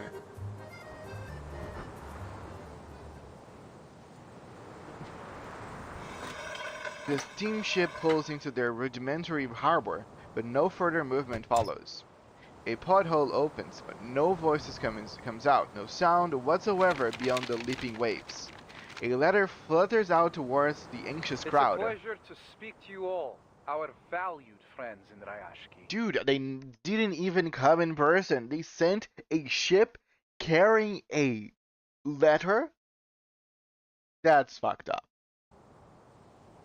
On behalf of Xeno Arms Academy, I am here to announce the details of the Xeno-Rayashki cooperation agreement. Can you imagine that they just sent us this letter to say, hey, we're canceling everything. Have a good one. As many of you have expected, a squad of armed troops will soon be sent to aid you with the critter problem. Soon when?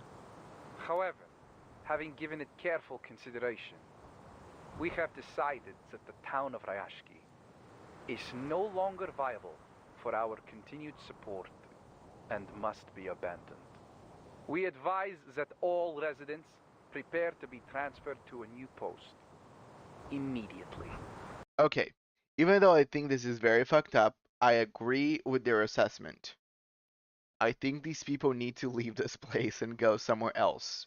This is a very dire, complicated region for them to be still living in. Like, I understand why is already their home for over, what, 60 years or so. But at the same time, it's not a good place to be right now, so they should move. But the fact that they never came and they just sent a ship with a letter on it is so fucked up. You know, is a little bitch. Quite frankly. Out of all the foundations, like parts, for sure Xeno is the one like really plummeting right there. Well, for me, like Laplace is up there, Xeno is down there. Thank you for your cooperation. What? What? I love the just choir of what?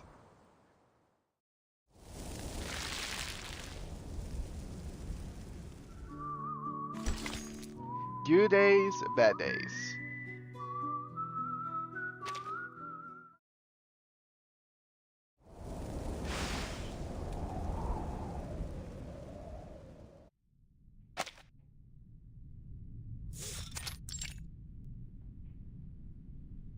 I don't see the point of your reluctance.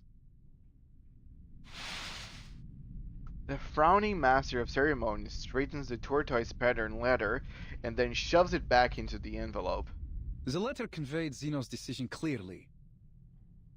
I suggest we warm ourselves up with a few drinks before we go. Do you have any stowage in town? Better than sitting here dwelling on the things that cannot be changed. 100%. Please tell me you have something like cocoa here? Your long-awaited guest stretches lazily, as if no one is around, and sinks into. The tension in the air hangs like fumes waiting This to is ignite. not what we agreed on earlier, Mr. Bertolt. Calm yourself, Villa. The person's not calm. You must be mistaken, my very passionate friend. Sino sent a warning months ago. The estimated value Rayashki can add to Sino's program is less than satisfactory. Further support is no longer recommended.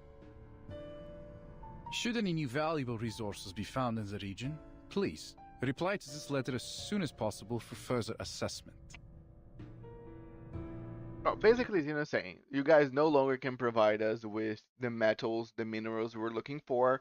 You no longer have usefulness for us. But if you find something nice, we can discuss again. Then we heard back from Rayashki. In fact, the sender was you, Evgeny. Yes, it was. So I think Evgeny never actually relayed the first message to anyone. So that's why Vil is so surprised. And it was you yourself that argued the most compelling point, I have to say. One that has drawn the higher-ups' attention. And the reason why I was sent here. I believe you wrote, I have total faith in the quality of the people of Rayashki. Their solidarity, dedication, and motivation have proven invaluable to us. I am certain they would carry those same strengths of character and skill to any post, no matter where they were assigned. So basically, Evgeny, in a way, is trying to sell everyone from Rayashki as Xeno soldiers?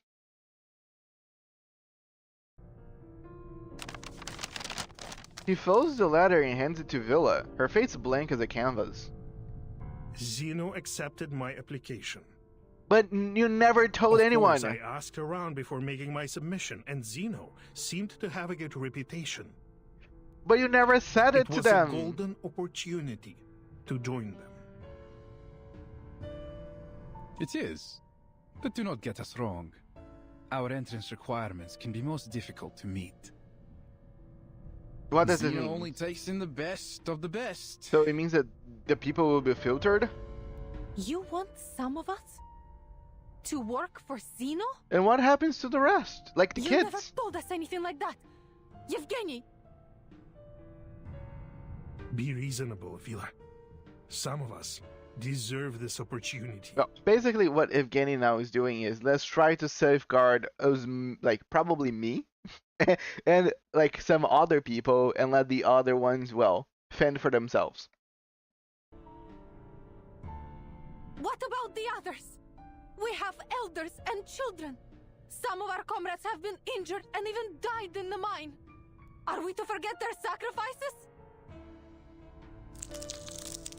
She tries to suppress the jewels on her neck as they heave violently. Relax, my friend.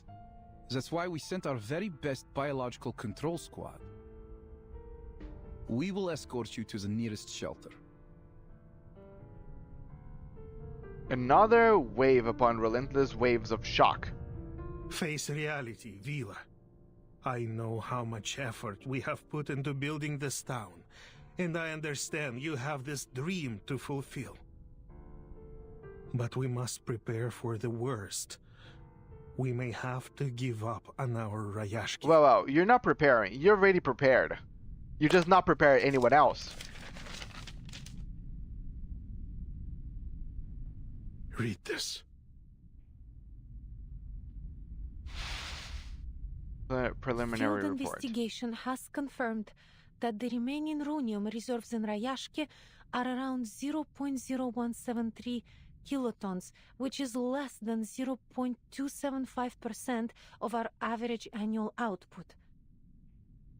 The mine is located high within the Arctic Circle, which has entailed significant transportation costs. The harsh environment is also wholly unsuitable for building any permanent processing facilities.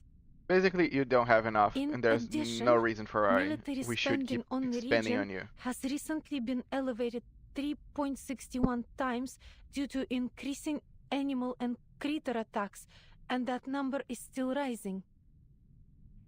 Clearly, the region is now incapable of self-management.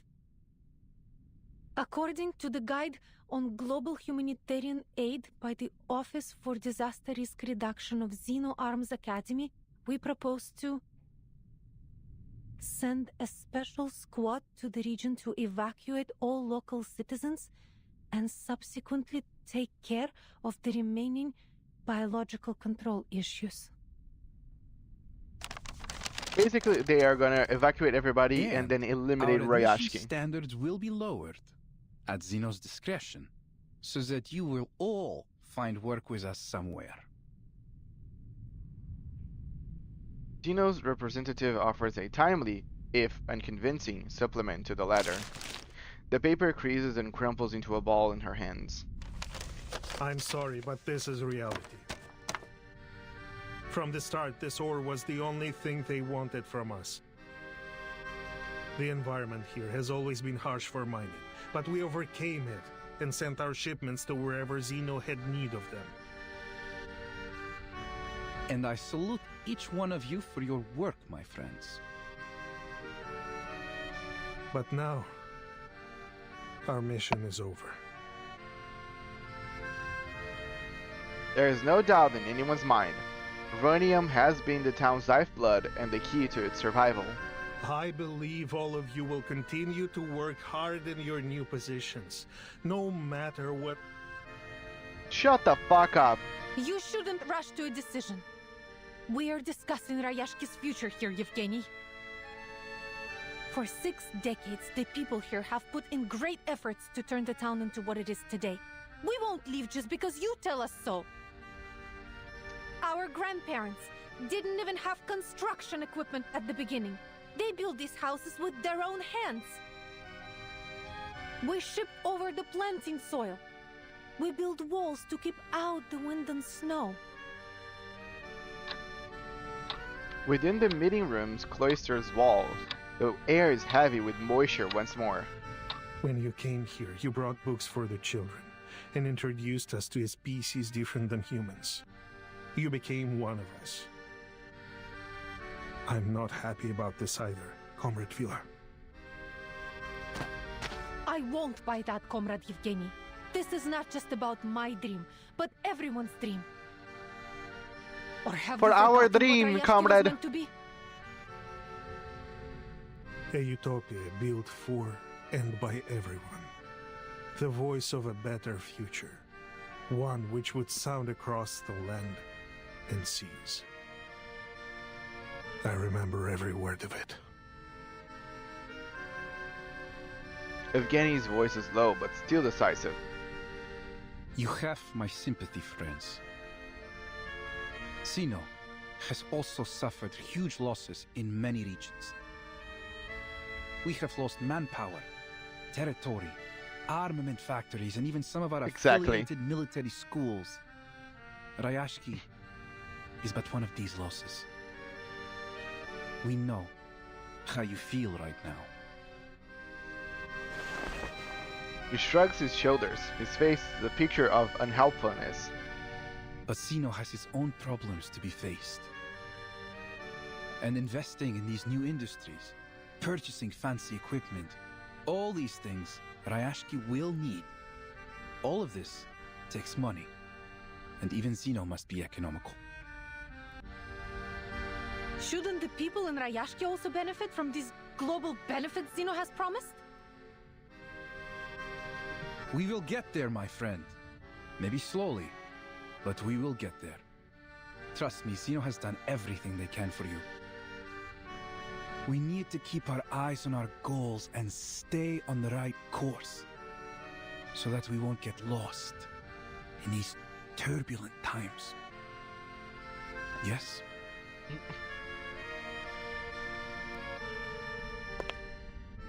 He leans towards Villa, providing a necessary whisper. I know how much faith these people have in you, and I believe you can show them a different perspective about these coming changes. Of course, this will also help you during Zeno's assessment.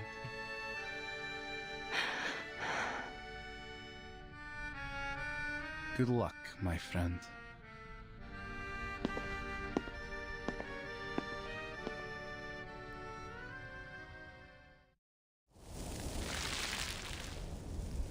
Dude, this is tough. A paper medal. I don't know what they're gonna do. Because I agree that they need to be reallocated. And before Zeno takes them. Because then they're gonna be split apart. The reserves of Runium running dry, the appearance of new critters, the sudden snowstorm. I have connected the ley lines of each of these phenomena. The map is nearly complete. She unfolds the complex blueprint filled with various lines and marks. But still haven't traced many lines and marks back to their source. Perhaps if I go back to the factories, into the restricted zones. But I can't do that alone. Definitely not when the situation in town is so unstable.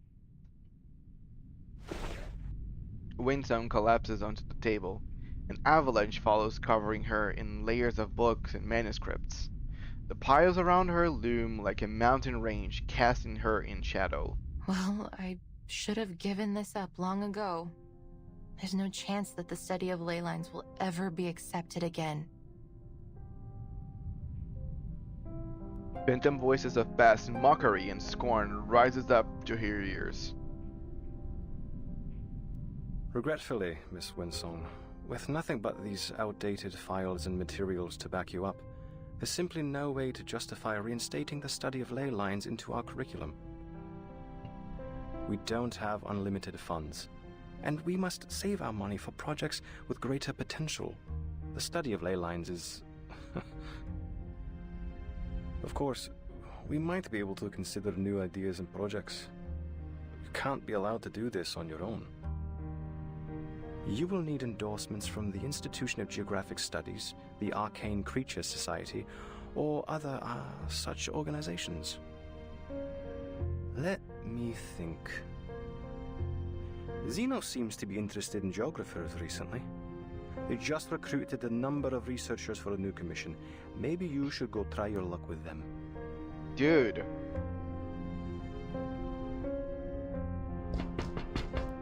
An echo of a nursery rhyme rings out from beyond her self-made mountain range, but she's all but oblivious to it. The submission date is getting closer each day, but I've made poor progress. Zeno won't endorse me if I can't find a breakthrough.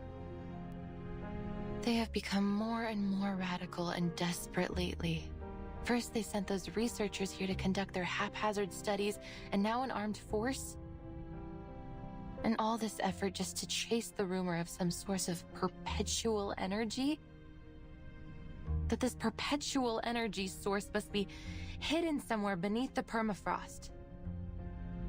The higher-ups call the shots. All they need to do is spread a little honey in the right places. Then all the little researchers will swarm on it like flies. But could there really be a magical power source like that? Whether there is or not, I still have a map to finish. There's no way that I can map every ley line in the region all by myself.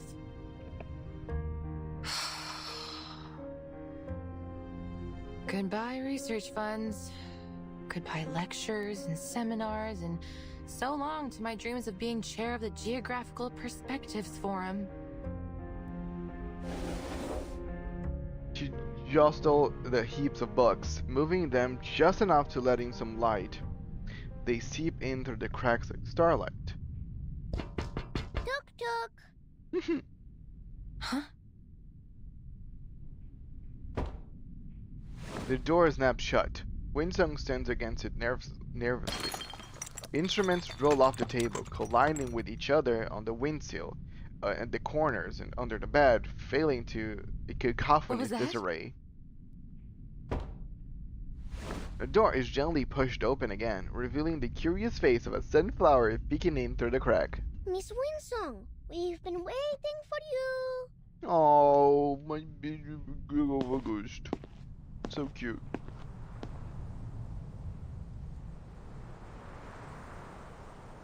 As far as medals go, the design is a little crude than expected, and damn paper doesn't quite have the same gravitas as gold.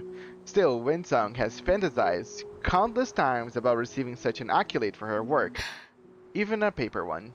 Miss Winsong, we prepared a special medal ceremony for you in August.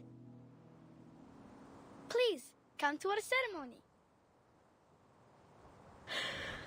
Aww. We just wanted to thank you for teaching us. Miss Villa was right. We shouldn't have been so quick to argue. We should have listened. So you should be given an award for being Stop offering August as But our sacrifices. ceremony will not be as big as the ones on TV. Indeed, this is a very special and exclusive reward. Simple as it is, it comes with something no one else could, the innocence and laughter of children. Miss Winsong, will you accept this medal? For the first time in a long while, the study of ley lines basks in the glow of scholarly acclaim. The paper medal is kept in her trembling hands. Aww.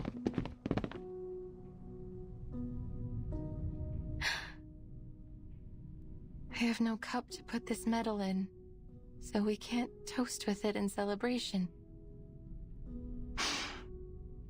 She sniffles. But now I know, no matter what, I won't be returning empty-handed. Thank you, kids. Do you mean... are you leaving us? But there is so much you still need to teach us. Rayashki embraces every guest, including you, Miss Winsong. Don't you like it here? Aww, damn it, kids. The children are on the verge of tears. She is pulled in helplessly, too. But those things I heard at the welcome ceremony, won't we all be leaving soon? No, I don't believe it. That stranger was mean. He wasn't our friend. This is our town. They can't speak for us. That's right. Neither doubt nor sorrow will dim their eyes. Before her lies only a sea of steadfast faces. Their words encouraging yet powerful despite their youth. They plant some strange seed of hope within her. Miss Villa invited the men from Zeno to leave his ship. Then they went into Mr. Evgeny's meeting room together. Uncle Knut promised me that no one will give up this place.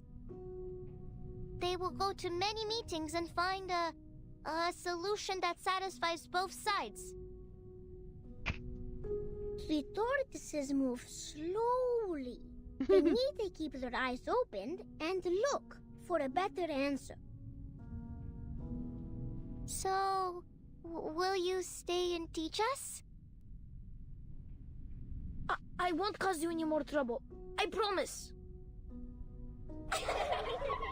The children burst into laughter. Their voices very nearly drown out the rustling noises coming from the windowsill. Comrade Calculator is speaking. Curiosity propels the child through the half-open door of the guest room.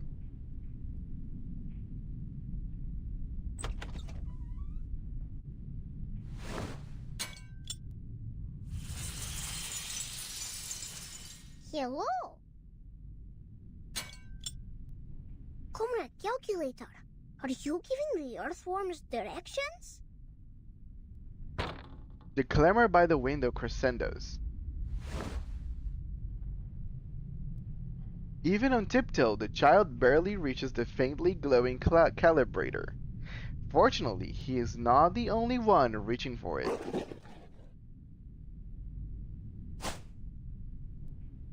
More unfortunate still, scaly claws prove mightier than little fingers. The other children notice the tug of war and crowd around Winsung, squeezing into the increasingly cramped What's going on room. here? Ah, my calibrator!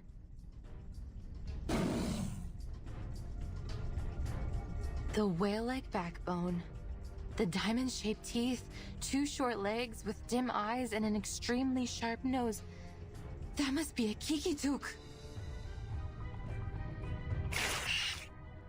Yeah, those guys. But their closest habitat should be Konkarl's land, hundreds of kilometers away. Its snout fixates on the new threat in Winsung's grasp. She pulls out the scanner, its gears whining as the ley lines Their flood marks through. on the map appear to be red, sort of reddish-brown, and there's a large amount of ley energy accumulated around them. Clearly they're high on the food chain. Chiquitak. Seems like the small fish Yes, have attracted silly more name. than one big fish. With a swift kick, she sends the grinding creature tumbling. Kids, get behind me. It's time to show them why you're the MVP, Winsung. Well, back in the day. Join with us, comrades. I will remember your sacrifice. Heart scale. I can't reach it. Check my calculation. Given that, or could this one? Time to check my calculation. Victory? Okay. But what does it mean to us? Shut up, 37. I mean... The undeterred Kikitaks close in. Oh, the Kikituks are giving a performance. Their nose sings, their four dances, and their belly shakes. But why aren't their ears doing anything? August, what are you doing there? Stay back. Those are not Kikin. But... The meaning of both their messages is lost in the confusion. But their ears are left behind. They can't join the dance. Then they will not get their Alyonka. Ears? Winsung, struck by her sudden revelation, fixes on the Kikitak's head. Beneath his stuffs of plush fur lie well-hidden ears. Природа — это числые черты. Whatever she said.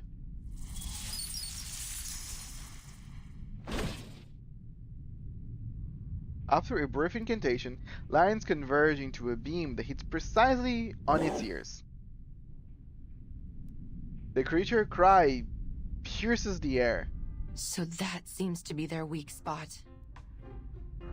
Good job, little one. You're even more perceptive than I thought. Winsung pats Augustus' head. Next. He reveals a dark and dangerous smile. What is that? The Kikitaks finally relinquish their ill-gotten gains, leaping down and away from the windowsill, leaving behind gnawed wet fragments on their ley calibrator. This was one of the last working instruments I had. A sunflower gently pats against Winsung's shoulder. Don't be sad, Miss Winsong. If we plant them in the soil, many more will come out when spring comes. Thank you, August. Miss Winsong, can I be a lay hunter too? If we were as good as you are, maybe we could have protected your machine. And maybe we could protect our town. Winsong turns her head, meeting many pairs of expectant eyes. Kids, lay hunting isn't a good profession. Let them be lay hunters! If you become a lay hunter, you will have to deal with doubt from all your peers, even hatred, and homework that piles up to your roof. Miss Vinsong, people in Rayashki are taught not to doubt or hate others. They would never hate you or us. Exactly. The children of Rayashki are in some ways so strange to her. Their courage and solidarity overcome her long-standing hesitation. Her curiosity at them, at all of this, becomes a palpable force, one pulling her ever closer to Rayashki.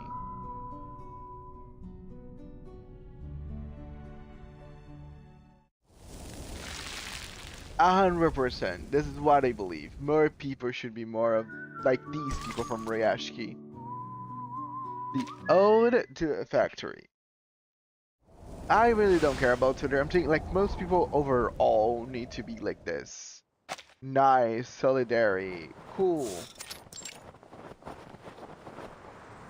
I'm happy that you let us show you around, Miss Vinsong. We haven't had many other visitors here since the critters started coming near the town.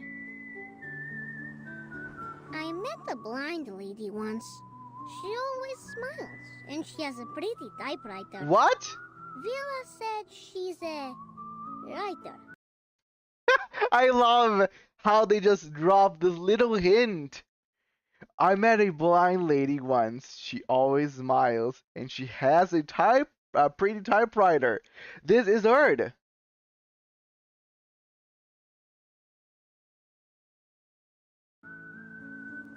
The writer has been to many towns, and she fills up her papers with so much ink, just like I do. So, I made a drawing for her too. And she promised us that she will tell more people to come visit Rayashki. Will people from other places like it here? Like, I love that they just dropped word. Patches, many patches before she ever showed up. Because it's 1.8, 1.9, 2.0, 2.1, 2.2. 4 patches before she actually shows up.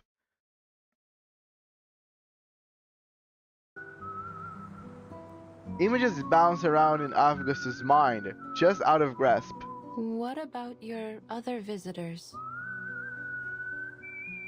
I remember they had green and red rectangular paper, and some shiny cookies in their hands. They tried to trade us their silly papers so they could take our cans and things. They never wanted to work with their own hands. Green and red? He doesn't like lazy bones. Wait, or it only appear in one... Wait. She appears in 1.6?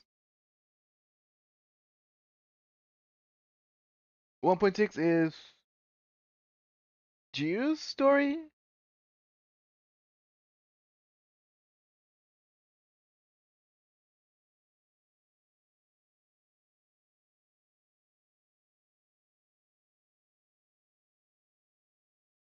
Oh, then she appears way more. Wait. Yeah, so she appears first on Jiu's that I have yet to watch. Jiu's is coming on the game actually in probably a few if she's already not there. And I'll be doing that eventually because my should do the task of the Remit Cup first. And then we're gonna do Jiu's. So then 1.6, 1.8 is mentioned, and then 1.9 is Route 77, right? Where they're actually going towards to find her.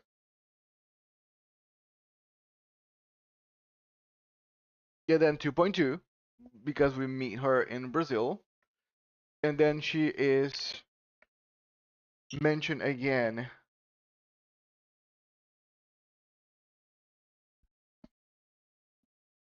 Okay, give me a second.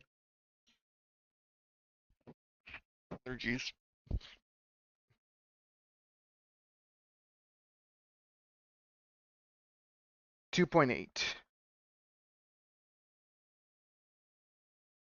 .8 days.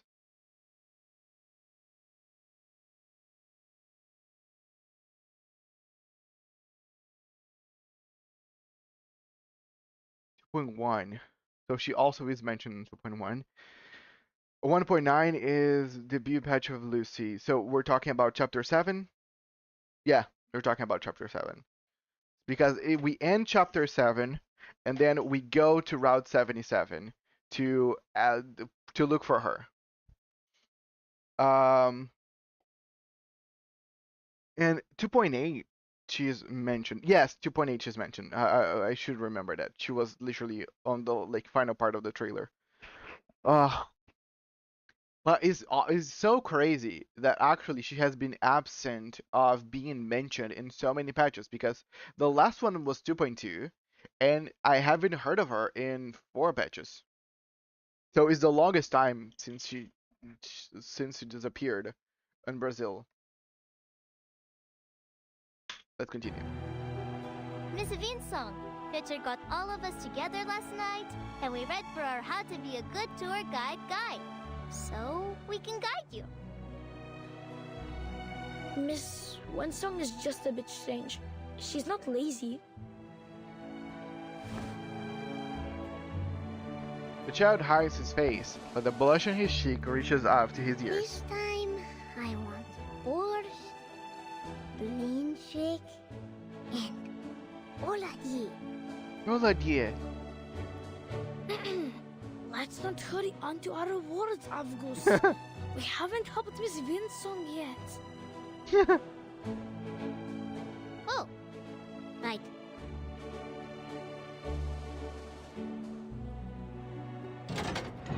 Figures, large and small, pass deftly through the once tightly sealed iron door, arriving at the only factory left whose lock has not yet rusted over.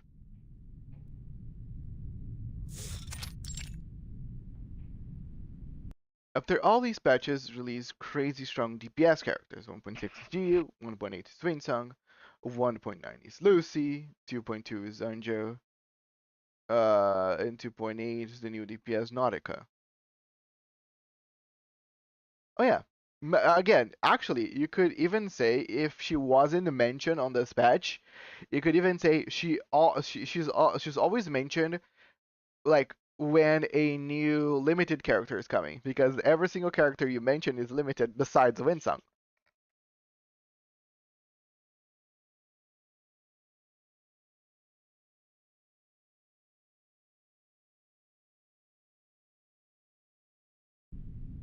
Good to see out our little factory, Miss Winsong.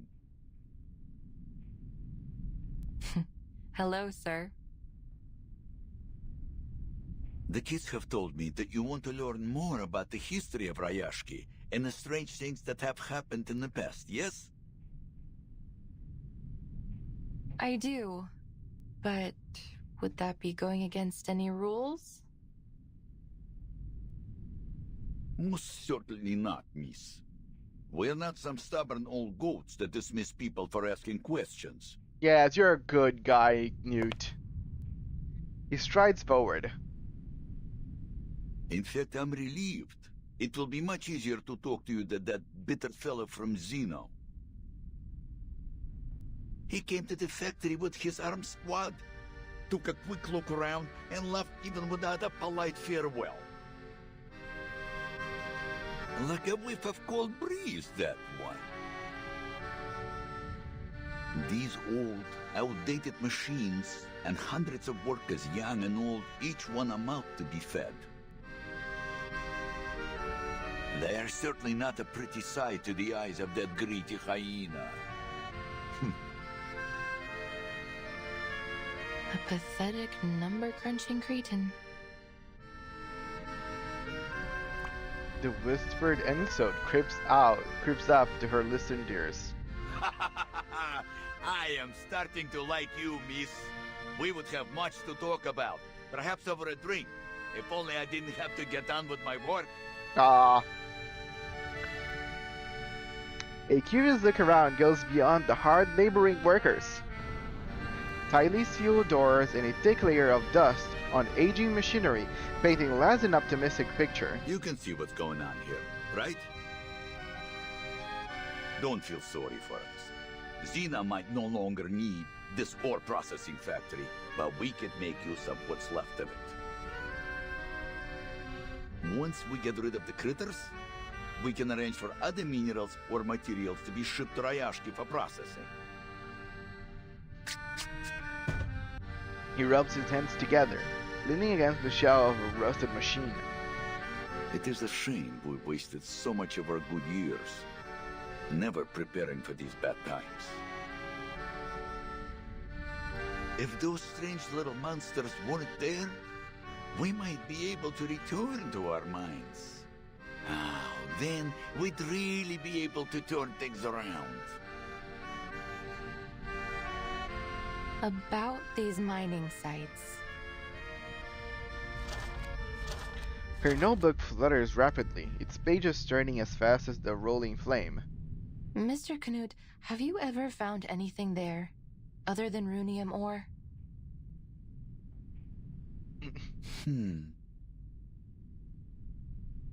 Never.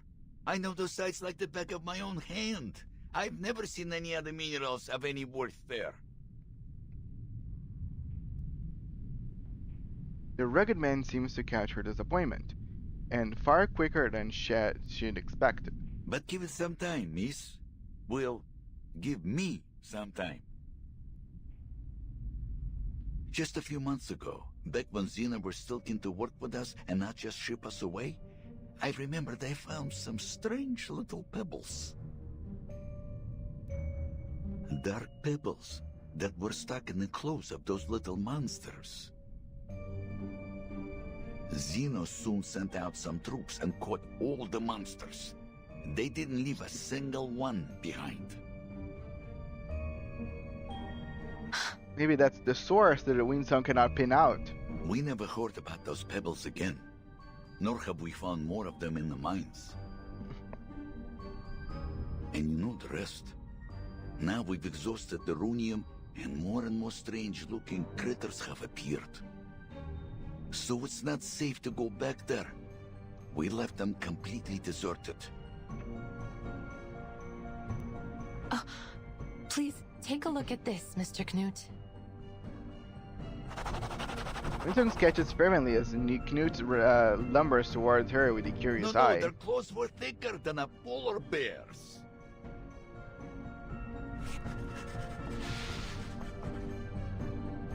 But these are closer. These monsters had much larger teeth. They almost look like old mining pigs. Yeah, there's whenever we play Critter Crash, there's a larger version of this one. And no ears.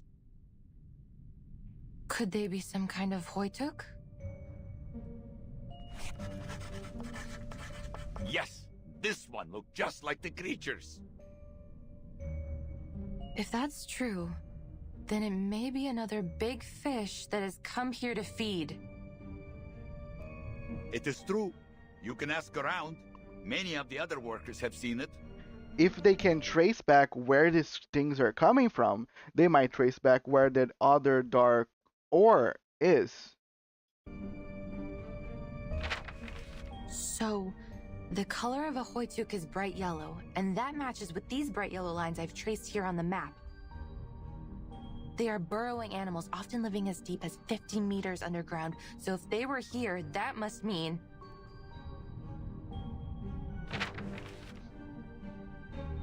that there must be some undiscovered resource here. The corners of her mouth curl as she mutters the words. Talk of undiscovered resources would be music to our ears, miss. I don't want to get your hopes up, It's still too early to draw any conclusions.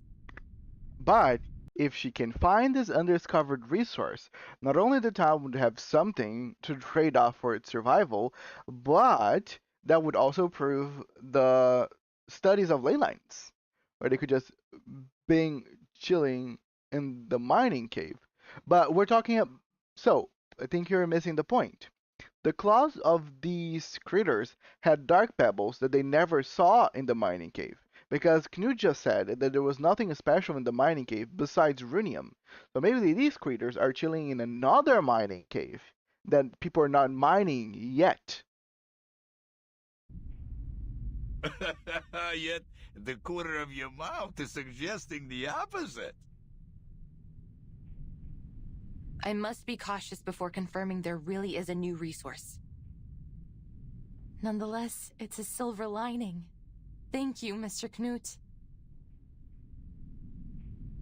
Think nothing of it, miss. Maybe one day you and your research will return the favor. I will, if I can.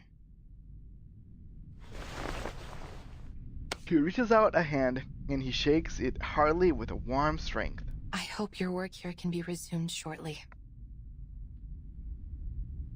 Don't worry about us. We will find a way to drive those critters away and start production once again. We have all our brothers and sisters with us, and these machines still run perfectly. As long as we continue to put in our best effort, there's no reason why things won't get better. He pats the trembling, coughing machines with affection like embracing an old friend. Is this exceptionally positive spirit common with the people here? Well, can't blame us for that. There are very few places in the world like Rayashki. He's right. Here, everyone earns their food and their rest through working hard together. Then outside of work, ice hockey, learning courses, even music lessons. Not everyone is as lucky as us. That is why we won't let Rayashki die. I hope one day we can find our Rayashki, a place we belong. We're full of nice people. With busy hands and open hearts, Rayashki will live on. It will grow stronger, glowing as brightly as these furnaces.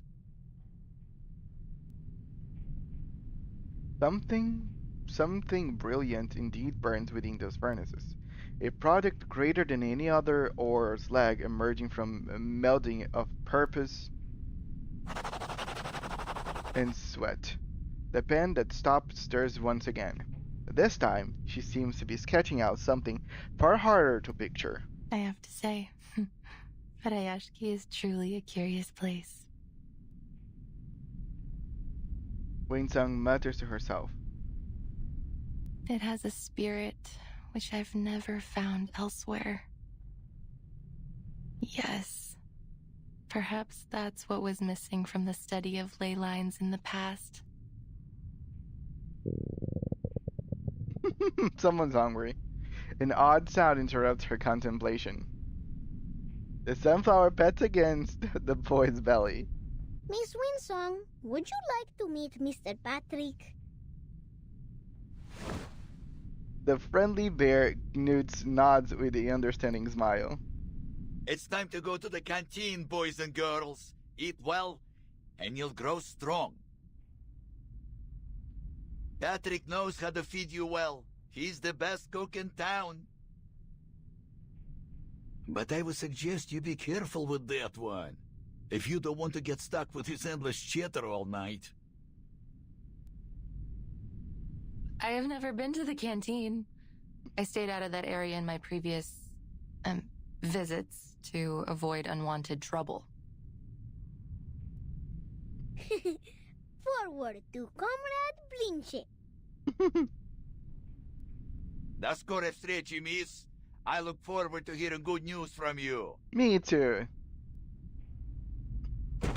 Knut waves them off before setting back into his words of metal. The churning and wheezing of machinery replacing words.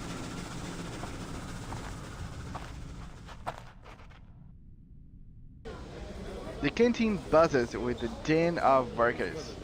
The children weave through the buzzy hall, leading Windsong by the hand.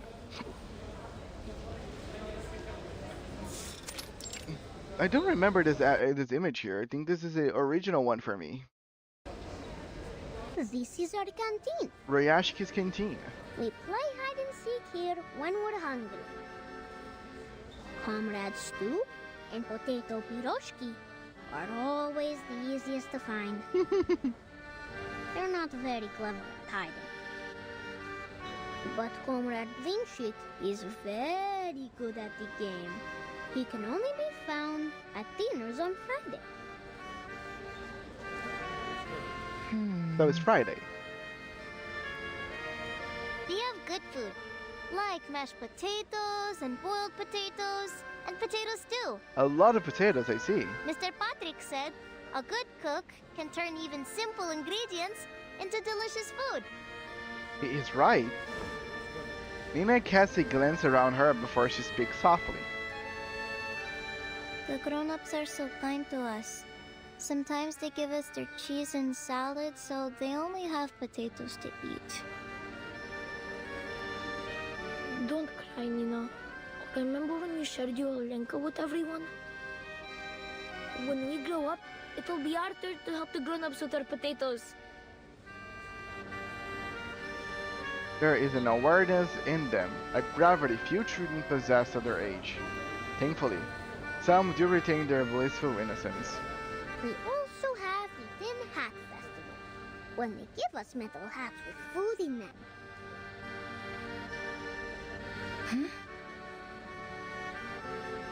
August, it's called a Workers' Festival.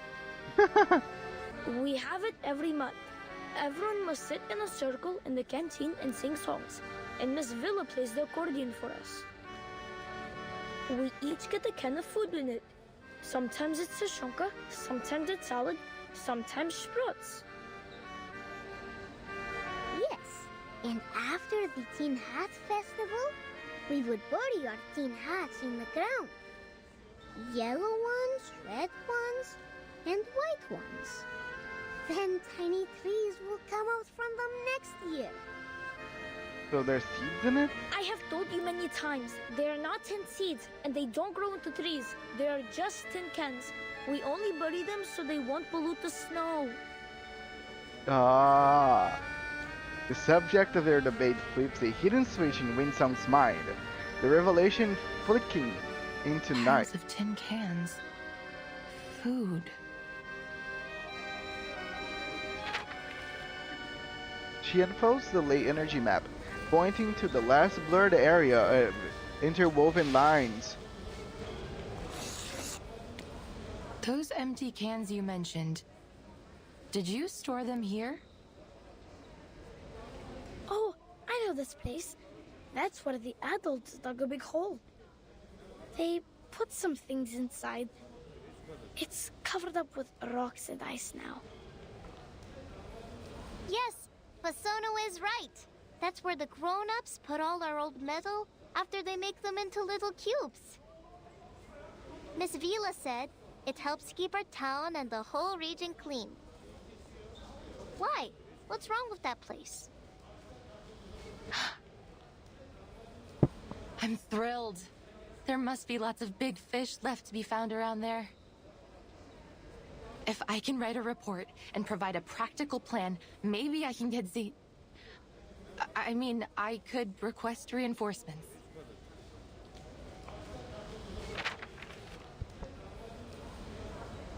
She halts, swallowing back the unfriendly name. Yay! School trip! School trip! This is no trip, children. I'm not going there for a hike. You must stay in town and be good. That goes for every one of you. Understood? Her resolution fails before she even finishes. The children's protests rise in a disordered chorus, drowning out all other surrounding sounds, only to be matched by the static fizz of an announcement. Oh, this guy.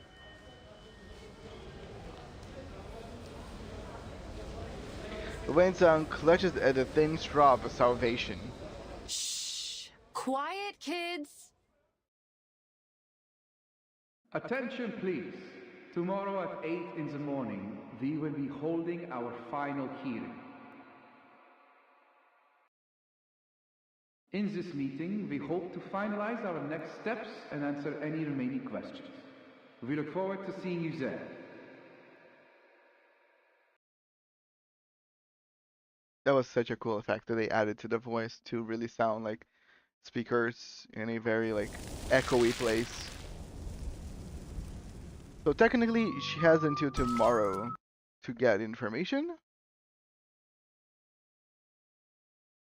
Okay, let me get some cheese because I think I have some cheese and ham, and I'll be right back. I want to eat some cheese and ham. I don't know why talking about potatoes got me hungry. Yeah, I'll be quickly back, guys.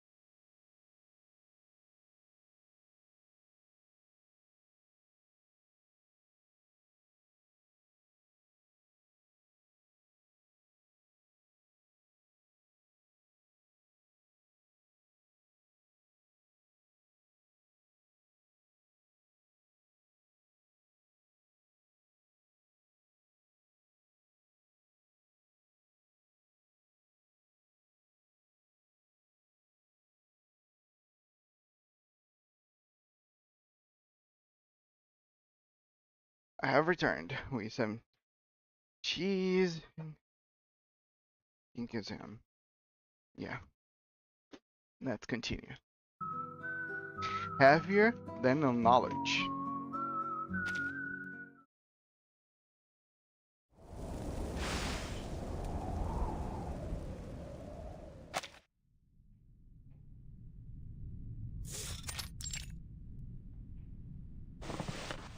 Berto leans back in his armchair, casting a fleeting glance forward before his head falls. What's this?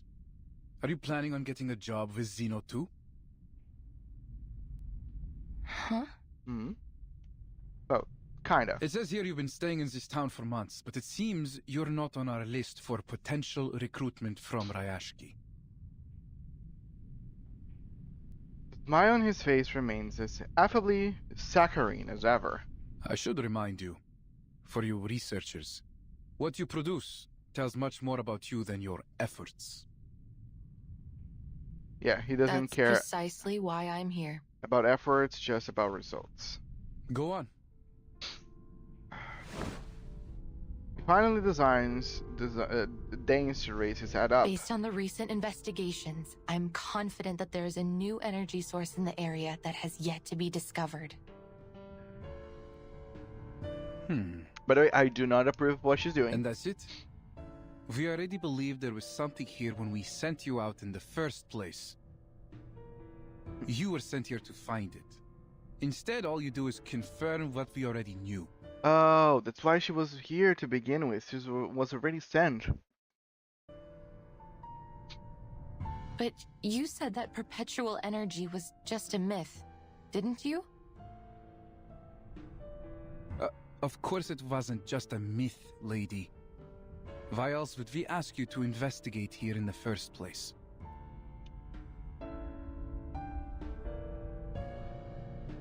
I'm eating, so I'm not gonna be narrating some stuff. Do you have anything else to report? No, but I do need your help. I will need an armed squad to come with me to the mining sites so that I can continue my investigations into this subject. I'm afraid I don't know how long it will take.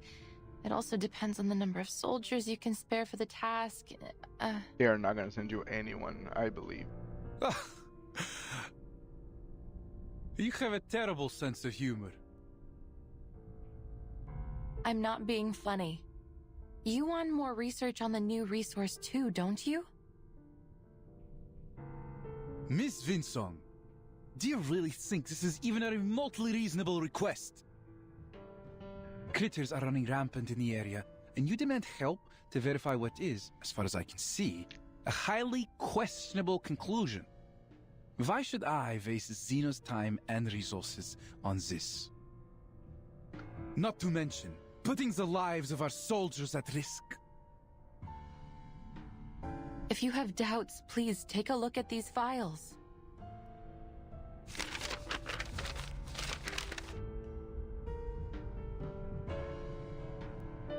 And let me guess. You learned all this from your study of ley lines?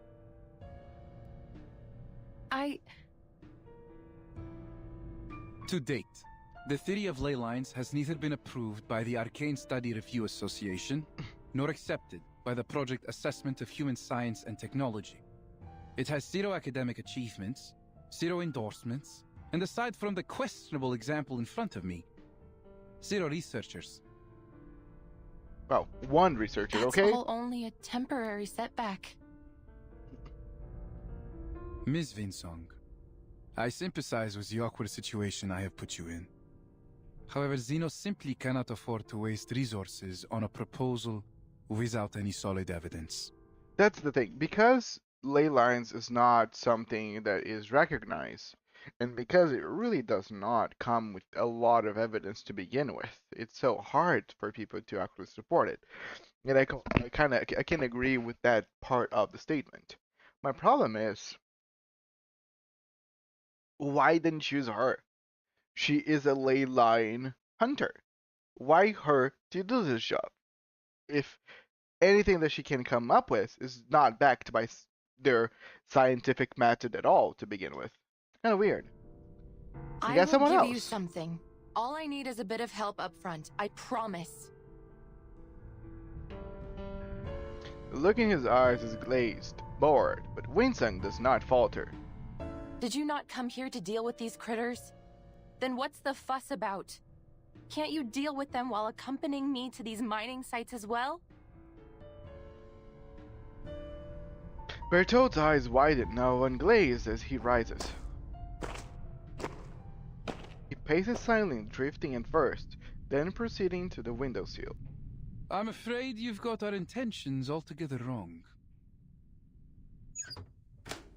The windows close tightly, sealing the last whispers of wind from outside. Xeno is here for one thing only. A source of perpetual energy. This is what you have been tasked to find, with the resources you were given. We won't approve any further requests until you have a solid lead. We aren't paying you for a charity mission.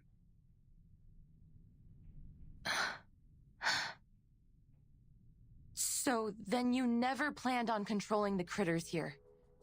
The squad you brought here was to control the town? A force sufficient to deal with the critters would have attracted unwanted attention from our rivals. It is not in our interests to share this town or its resources. I'm sure you can see that. So even if we do find the resource for you, you won't leave this town or its people alone. We're talking about the ultimate energy source of Arcanum. Do you think we will just walk away and leave it to be squandered by a bunch of ignorant peasants and miners? You should be ashamed of yourself. Bertolt's smile fades like a bad aftertaste. What we are going to do with Rayashki should be of no concern to you. We have made every arrangement for them. We aren't monsters. Before the final decision is made, we will continue to help the locals as much as we can. Including you. Before the wide-eyed researcher can voice her dissent, Bertolt steers the conversation with well-practiced ease. Wordlessly, he draws out an attractive-looking document and slides it across the table towards her. is this? You seem surprised. Isn't it what you have always wanted? A letter of recommendation? With Zeno's endorsement, you will be able to teach your program in any university.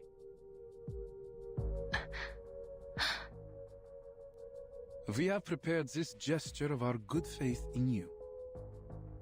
Now, it's your turn to show yours. Forget about an armed squad. They have more important things to do. You're on your own, my friend.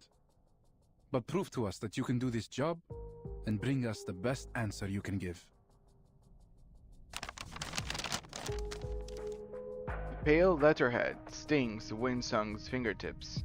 And this piece of paper will be yours when you complete your mission. I understand.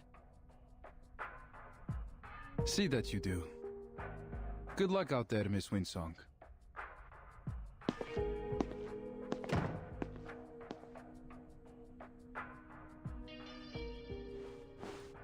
Deep footprints, now half buried in fresh snow, trace the path of the researcher's determined march behind her. So she's going to do it alone. Her courage, passion, and body temperature rapidly cooling against the blizzard. Was I out of my mind? He was just trying to get me out of his office. He threw a carrot out of the window and I chased right after it like a blinded mule. Still. Her hands linger on the paper nestled within her pockets. Maybe this carrot is too good to let go. With a sigh of resignation, she reaches deeper. Focus. Once I fill the gaps in my data, I will be able to pitch it to Zeno, and all subsequent research won't be a problem anymore. The primary food sources for Hoytuk are raw minerals underground. Those processed metals only keep them from starving to death. They wouldn't have gone across any icy ocean just to gnaw on old equipment and trash. All I need to do is find a trace of their activity so that I can learn about their current conditions, and from there, locate their other food sources. Stay calm. Hoytuk are gentle creatures. They rarely attack humans. I just need to be cautious. Her internal struggles will have to wait, as more practical problems loom larger. The blizzard has covered almost everything, leaving a few cans to poke out, rattling around with the wind.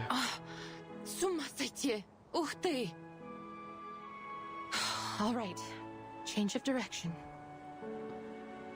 If I were to look down instead of looking forward, maybe I should scan the area and follow where the ley energy is leading, just like I did at Silbury Hill. Of course, I hope the outcome will be different this time.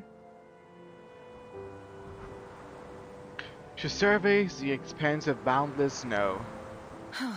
Before all that, I need to clear out this place. It's time for infinite line. Природа — это числа и черты.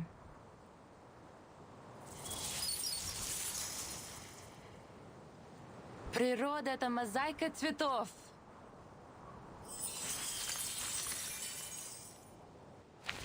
The Thayo churns in the slurry waves along the seashore, a mix of mud and snow. A violent resonance spreads beyond it, one to which she is completely unaware. Clearly, these creatures harbor some discontent at these scars on their land. Shoot. Now I've done it. Those vestigial digging teeth, the 3 fingers long tearing teeth, these are not Hoytuk. Not Hoytuk. They bare their teeth and claws with a rhythmic rhythmic way, like a primitive free-feeding ritual. These scaled wings must be for swimming. Then you must be mutant Kikituk from the Olga area.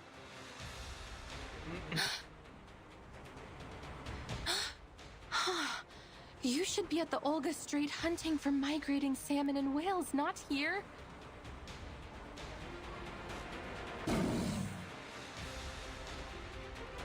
The Kikituks can no longer contain themselves and and pounce towards Windsong.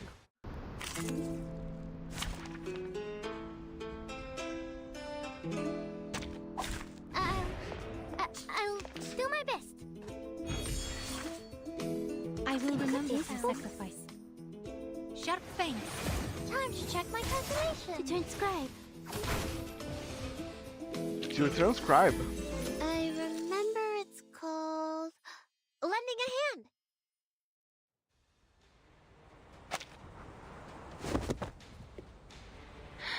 Winsong sits slumped on the ground, gasping for air. Their fury has not yet abated. The creatures hold their ground. Come on, Winsong, you can do that. Or someone can help her. I hope someone followed Why would you her. come here? What inspired you to trek across the ocean just to hunt for humans? They also want unlimited energy. Her aggressors show no sign of understanding. They inch closer, drool dripping from their mouths. It seems while their claws and teeth have degraded, their reflex is much quicker than a Hoytuk's. They perceived my approach even though I used my ley line reader as a dampener. A rumble, distant than near, drowns out their sign. A gunshot hammers out nearby, the shot landing on one of the snarling Kikituk.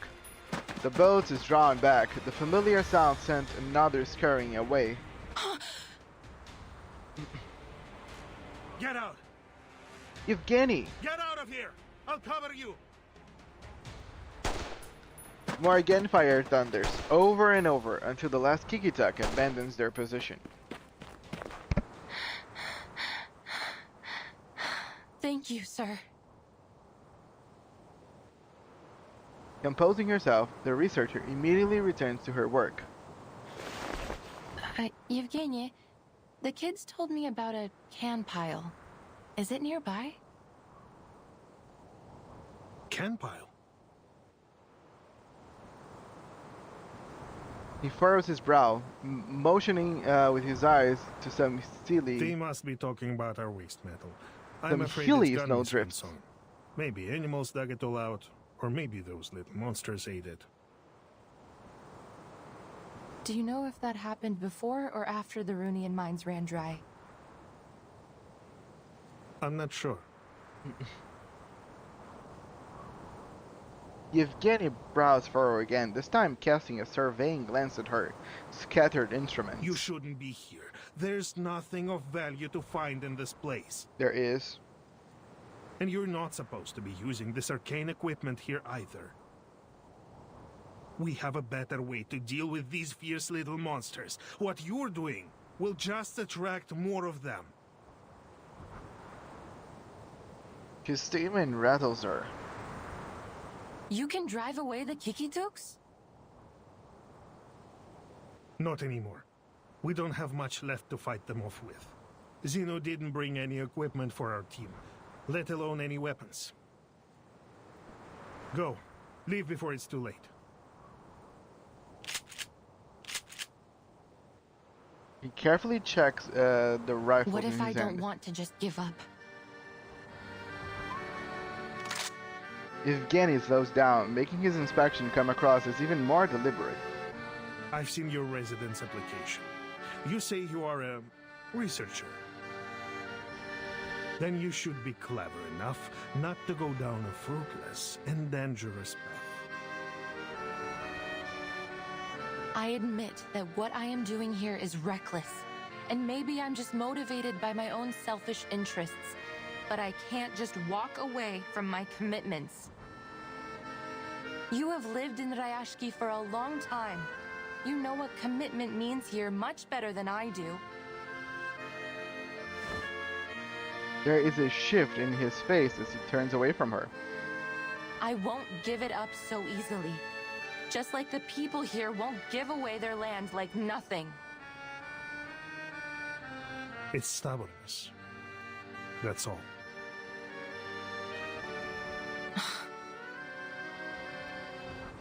They should have gone to other places and put their talents to good use. rather than staying here to fight for nothing. Winsong holds his stare, lifting her chin to match up to him. Is that why you gave away the town so easily to Zeno?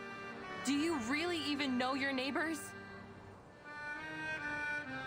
I have lived and worked together with them for decades. Don't be ridiculous. I agree with Zeno's perspective. I've been to many places, and I have encountered many people like you. Stuck-up leader types. Making decisions on behalf of other people because it's what's good for them. And they should listen, just as you should now. He braces the rifle with emotions her back and scans the near horizon. It's my responsibility to protect everyone, to do right by them. I will make them see it tomorrow at the hearing.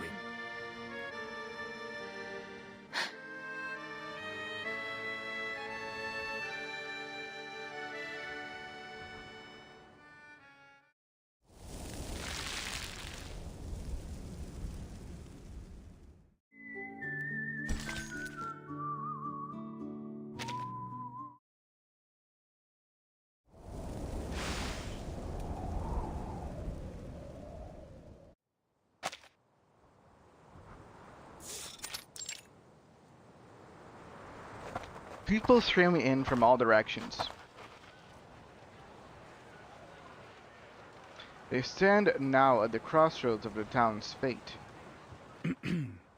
People of Rayashki, my dear friends, good day to you all.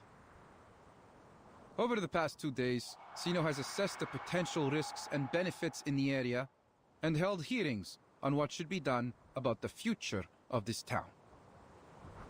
Our hearings saw very limited attendance. We've taken that to be a gesture of approval. Mr. Evgeny has put in a great effort helping to make these changes happen. We all owe him a great deal. Thank you, sir. He motions to Evgeny at his side. A freshly painted document unfurls before all present. Zeno seals stamped deliberately in the most prominent. Please believe that we have made the best decision we could for you.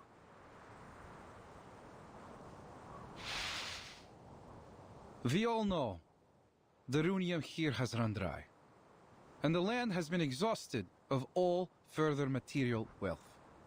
Now and into the foreseeable future. As a result, your local processing factory has lost its intended purpose. What's more, Zeno has changed our cooperation strategy. Though your town's loyalty will never be forgotten, we must have a sober-minded view of its costs and benefits. To sum up, our final decision is that we will be ending operations and all future cooperation between Zeno and Rayashki.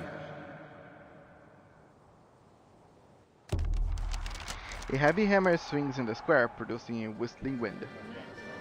Well, Mr. Bertolt, you have just got here. Perhaps you didn't have enough time to get to know us well enough. Rayashki's value is not just in Arunium. We have many other factories too. Urgent words of protest flood in from all sides. Yes, you have a brick factory, a power plant, many forklifts, a smattering of conveyor belts. But all these were all built and suited for only the processing of runium ore. Without the ore, they simply have no benefit to us.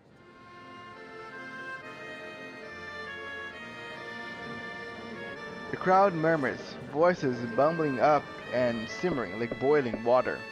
Bertoltz raps the table.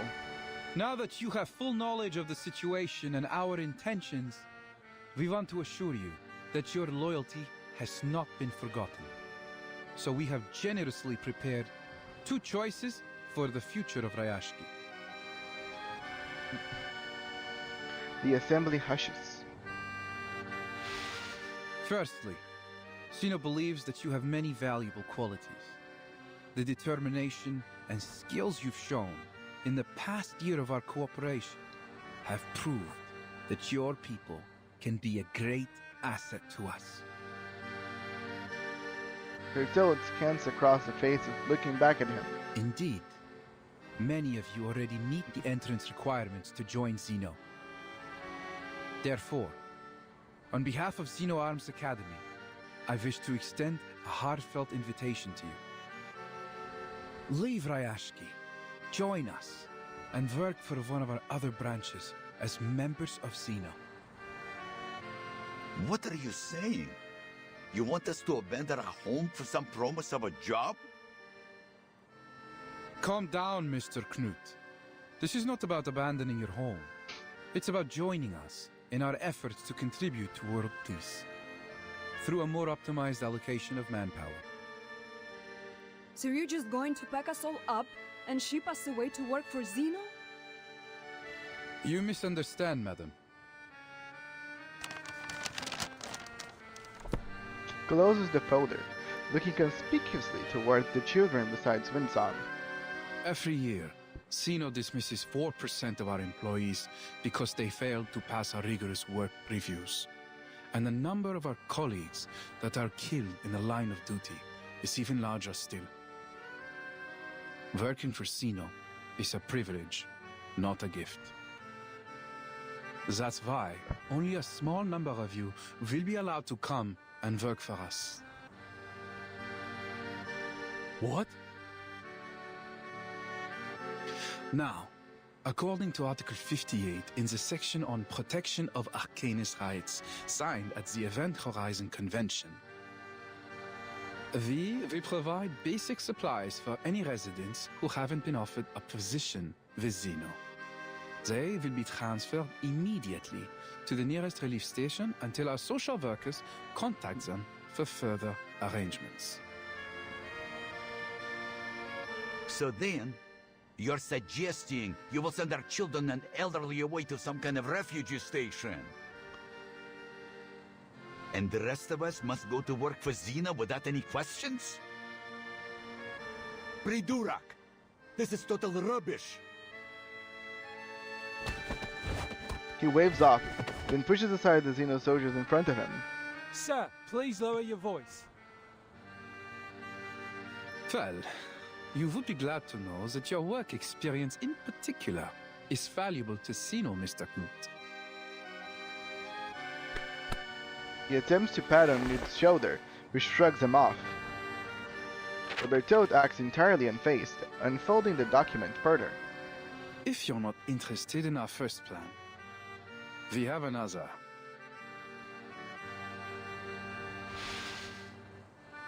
If the residents in the area prove reluctant to relocate, Xeno can offer another alternative. As stated earlier, Rayashki is a remote town that possesses some significant industrial infrastructure. Therefore, it could be considered an ideal location for a new complex of arms factories. There would be a need to substantially upgrade the Rayashki Wharf, to turn it into one of the seaports Xeno plans to build across the globe. Additionally, So a basically, radio make station them a will be guns constructed producer. within the town, which will better facilitate our communications throughout the Arctic region so as to stabilize and coordinate with the other powers in the area. We will now be passing out forms, listing the options I've presented. Please fill them in with your choice. So your only other option is to turn Rayashki into some kind of military base under Xeno's control? I won't put it so bluntly, but you're not incorrect. Our resources, as much as anyone's, are limited, and they must be put to good use. We cannot afford to waste them on strategically useless, costly people and places. If you want Xeno to help you, you should be able to give us something in return. This guy's shit. Don't you agree? A piece of shit. He fills the proposal again with satisfaction. The crowd heaves in protest, held at bay by the soldiers around Bertode. So Yevgeny, this is the best choice you made for all of us? Yes, Evgeny. Where's your voice now? I must speak in Mr. Evgeny's defense. He is committed to his duty, and only wishes to do what he can for his compatriots. He doesn't need anyone defending him. Shameless! All you've done is sold us out! You tell them, Knut. Do you think it's getting a bit windy lately? Clearly, with all the hot air in Evgeny's head, his mind has been blown away. Countless eyes falls on Evgeny. Disappointment, sadness, perhaps something more complex. I swear to you, I'm not doing this out of my own interest. Comrades, there are many better places in this world, and you have better purposes to fulfill. You shouldn't waste your time here.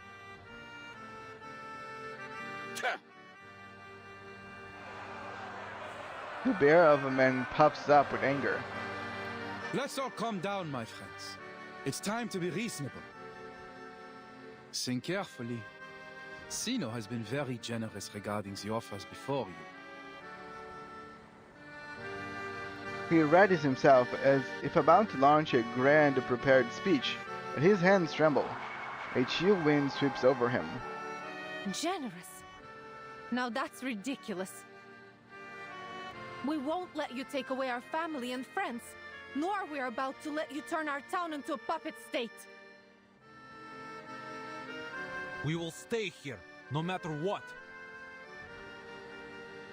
Comrades, I understand how you feel right now. But we must face the cruel reality of our situation. And you're willing to send away our own people, or give up on all we've built here because of this so-called reality? It is the only way forward. If we continue to stay here without any help, it will be the end of us either way. Do we have to turn to Zeno for this help? She's right. Because Evgeny never thought about asking anyone else. There's so many players in the planet. Just because they were working with Zeno, it doesn't mean that Zeno should be their only option.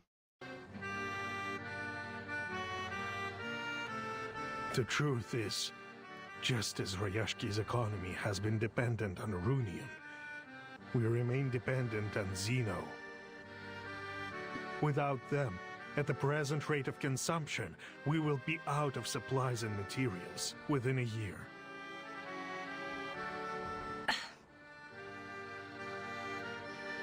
A silent tidal shift sweeps over those assembled. The researcher observes the change with harsh recognition. The situation looks bad. Zeno is determined to gain control over this place. She touches the concealed ladder. Her fingers jump away as if had been electrified. But if I complete the task as Zeno requested, does it mean?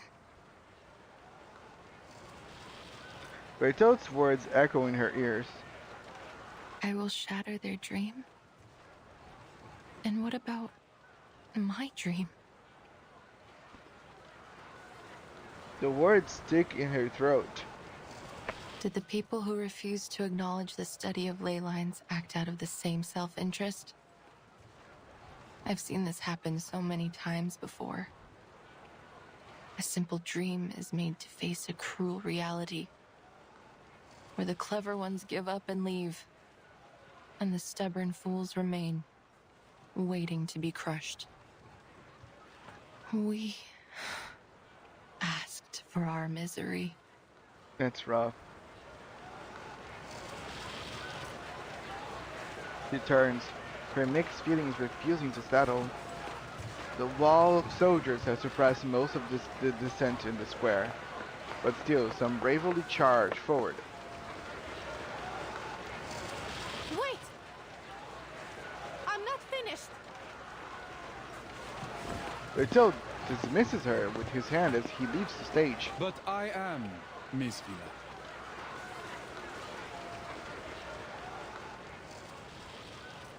The researcher remains stunned, but his despotent chemistry of hope and resolve begins to catalyze something in her.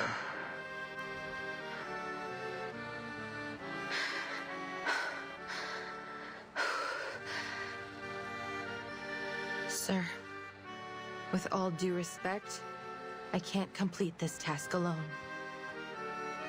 As an ordinary researcher, I can relate to them. Please, forgive me for interrupting. She lifts her head proudly, looking out in the direction of the crowd. I have heard so much about Rayashki these days. They started from nothing, but bit by bit they accomplished the impossible. Their voice should be heard. Природа — это числа и черты.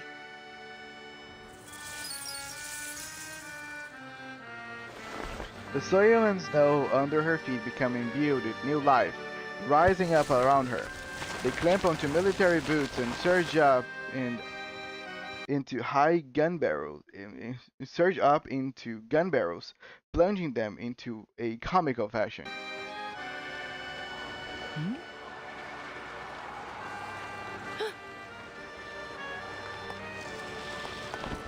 The teacher sees on this opportunity. She climbs over the wall and confused soldiers and charges Mr. forward. Bertold. We can't hold them any longer.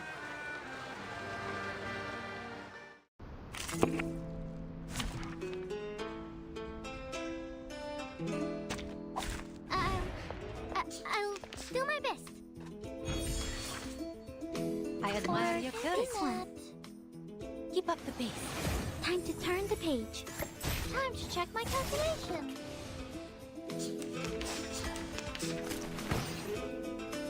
It could even Uh-huh. Intersect and divide. Reading complete.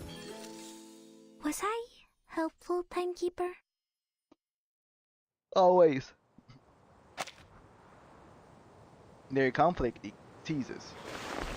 Scaly palms forcefully grab Bertold's arm, sharp nails tearing at his sleeve. Now, will you listen to me? A clean new ledger is stuffed into Bertold's hand. We don't need your help. Your soldiers and your tyranny are no longer welcome here.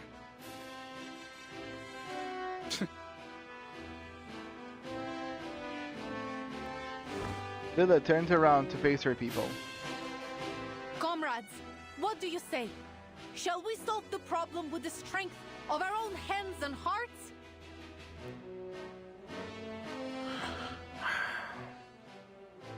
Yeah, go Villa, let's go! What else can we do? This is what we've always done when there was a problem. There will be more solutions than problems if we work together. If I must die, I will die here with all of you. Stop talking nonsense, you idiot! Nobody is going to die. Rayashki belongs to all of us. We will stand with it till its last moment. The sudden surge of conviction and unity cows the guards as they move backwards. Many blush with shame. Some of them quietly withdraw.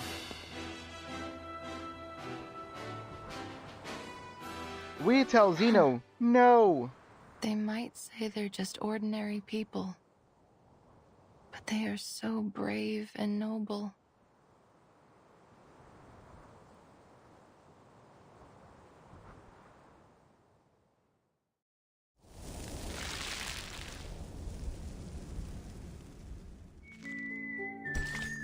The lay hunter.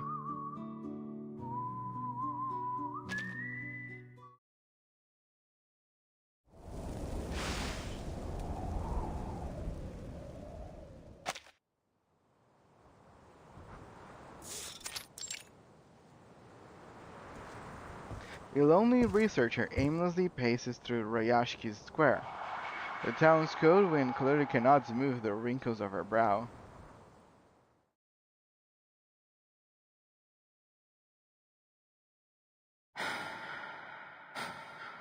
Could I really have traded the future of these people away from my ley line studies? Zeno. I was a mule chasing after a carrot on a stick. They lured me here all so I could help ruin everything.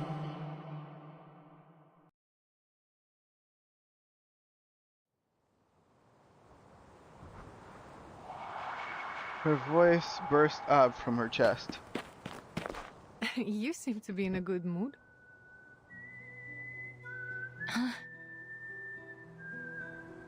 We taught Zeno a lesson. They were forced to leave with their devil's bargains and tails stuck behind them. We fought back, finally. A nice little trick that was. Thank you, Comrade Winsong. She smiles at Winsong, giving her a wink. We all know who the mysterious hero was that gave us a helping hand. I didn't do anything. It's no shame to have helped your friends, not to mention to stand up to Zeno. Have more confidence in yourself, Comrade Winsong. But will you really gain anything from this fight? Not sure. But we have to do something, right? That's why I'm here. To talk to me? I don't know why, but Miss Vila, you must have thought too much of me. In fact, I'm only a simple researcher. I'm not powerful enough to change Zeno's decision. You are the one thinking too much, Comrade Winsong. Your ley line lessons were much more popular than you think. They have had a positive effect on the children. Now they are looking at the bigger picture and observing the world in a more detailed way. You've unleashed their curiosity. Is the aurora the bubbles spit out by the stars? They form such a beautiful map. Do they study ley lines too? Vila feigns distress, shaking her head with a pretended childlike confusion. But it remains the case that the study of ley lines has never been verified. For all its ambitions, only a limited number of people studied it in the past decades, and that number is decreasing even now. Vila nods thoughtfully.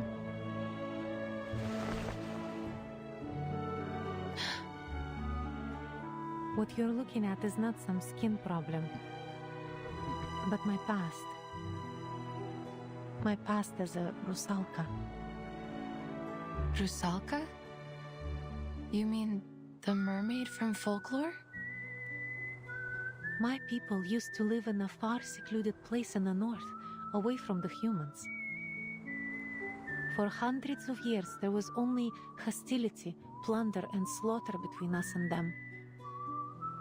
We only started to learn more about each other in the last few decades, and then I was born. It's been a hard life growing up within human society, but I've become used to it. Still, some things never got easier. Most humans still thought I was a freak. They welcomed me with mocking, sarcasm, and contempt for my people, my heritage. As for the Rusalki, they too found a half-blooded mermaid unacceptable. They didn't approve of my living among the humans, forcing me to live as a fugitive in Moscow and St. Petersburg. Aww. Half-blooded, it was a nauseating term, one separating the Husalki from the scaleless humans who had stolen their homeland. An ancient myth that was the source of the enduring hatred between Rusalki and humans. They tried to catch me by every means possible, so they could wash away the stain they saw in me. That sounds very difficult. Humans have stigmatized and hunted the Rusalki for centuries, while Rusalki still have the instinct to attack and plunder human ships even now. How are they supposed to make peace in such little time? That was what I thought years ago. Then I came to this town.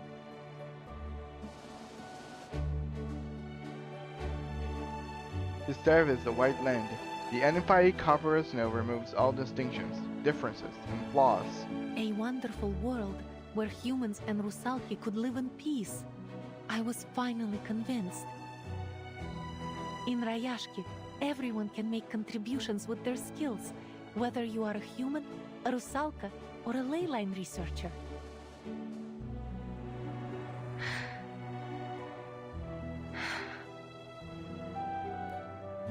I don't mean to give you more stress or push you. You will always be our friend, whatever your choices.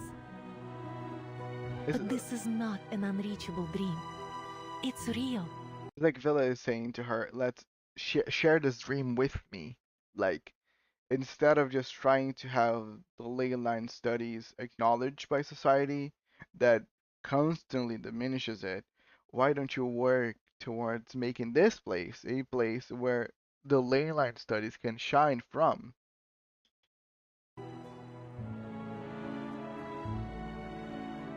Familiar phrase wells up inside her again, conjured from a long silent past.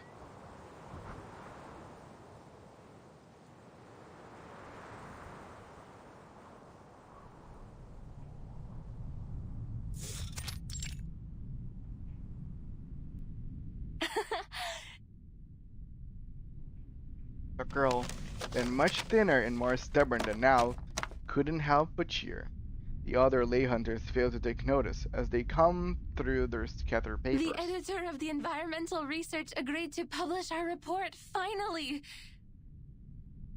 But he only gave us 5,000 words. On the last few pages. Undoubtedly, it's still a good start. Our first step to reviving the study of ley lines. Winsong beams with excitement, clumsily sprawling over the table to select from their papers with care. Dull, dry theories shine anew, bright and vivid her eyes, a table of wrinkling stars. Yet, these stars must shine against all-consuming field of darkness. That's it, I give up. Maybe I'll study something else, like urban planning or landscape design. At least I can make a living that way.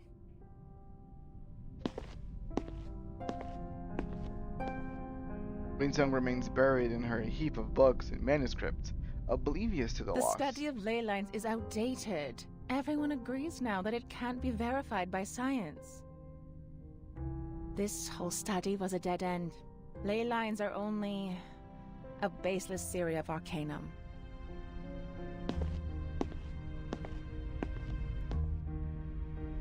The old papers on the table filled with nothing more than nonsense and wasted ink. At least that's how the world I received tried it. talking about our study of ley lines with other arcanists, but almost no one has ever heard of it. They are more interested in Laplace's breakthroughs. Or anecdotes in their own fields, like the chaotic energy sampling mentioned in the paper written by the Butterfly of Lorentz.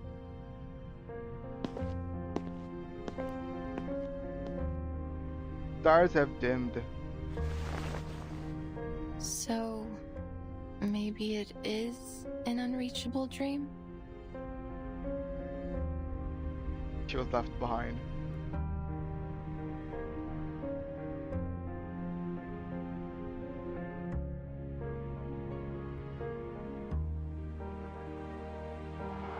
A long moment of blissful distraction falls back into reality. After much hesitation, she begins to speak again. I do wish I could help, but it would take a lot of resources to verify the theory behind ley lines. There may be even danger and sacrifice. Even Zeno has paid little attention to my research. They only see it as a means to an end. Researchers in other fields can stand on the shoulders of giants, while I don't even have a school to return to.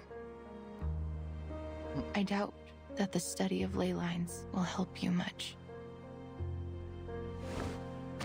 She retreats a few steps back. I see. Well, thank you for your honesty, Comrade Winsong. Vila looks away, holding the regret deep in her chest. I'm sorry. Oh, Winsong. До скорой встречи. До встречи, Vila. She bows her head and turns, taking a few more difficult steps away. Perhaps it was her unentable dream of revival that slowed her, or the weight of all that had gone wrong. Comrade Winsong. A burst of light leaps towards her once more. Don't forget your next lesson. The children are still waiting.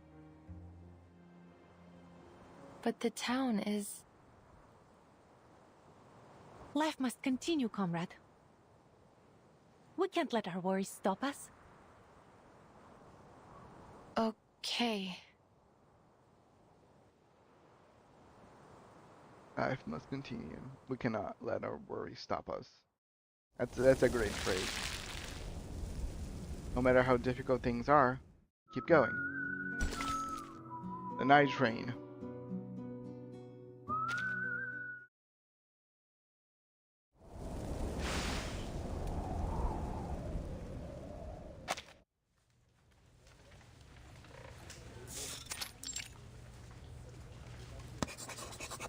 As the chalk marks its final stroke, the lecturer exhales a long breath. Class is over.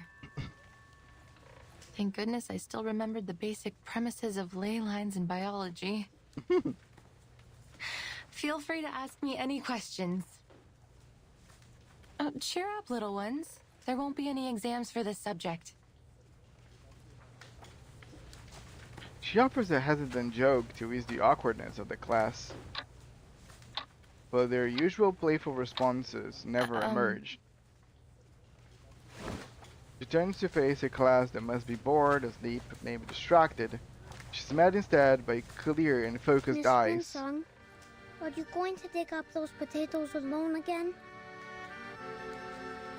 Is there anything we can do to help you? Miss Vila said we will work together to beat the critters out there. That we will find their weakness as long as we finish the map with you. Just like how you taught us to. Kikirn are not dangerous at all. They are plant-eating critters and pose little threat to humans. I have ropes, flowers, and white gloves. We will dig up a lot of potatoes together. Piotr is strong. He can move any rocks that are in our way. Nina can prepare a kettle of warm water for everyone. And... The children's voices rise and fall. What began as icy determination soon melts into a cascade of sobbing tears. I'm sorry, little ones. I wish I could verify all the theories we've been working on, but...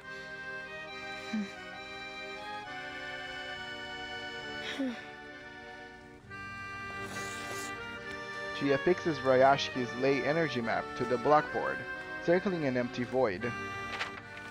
As you can see, a critical part is missing.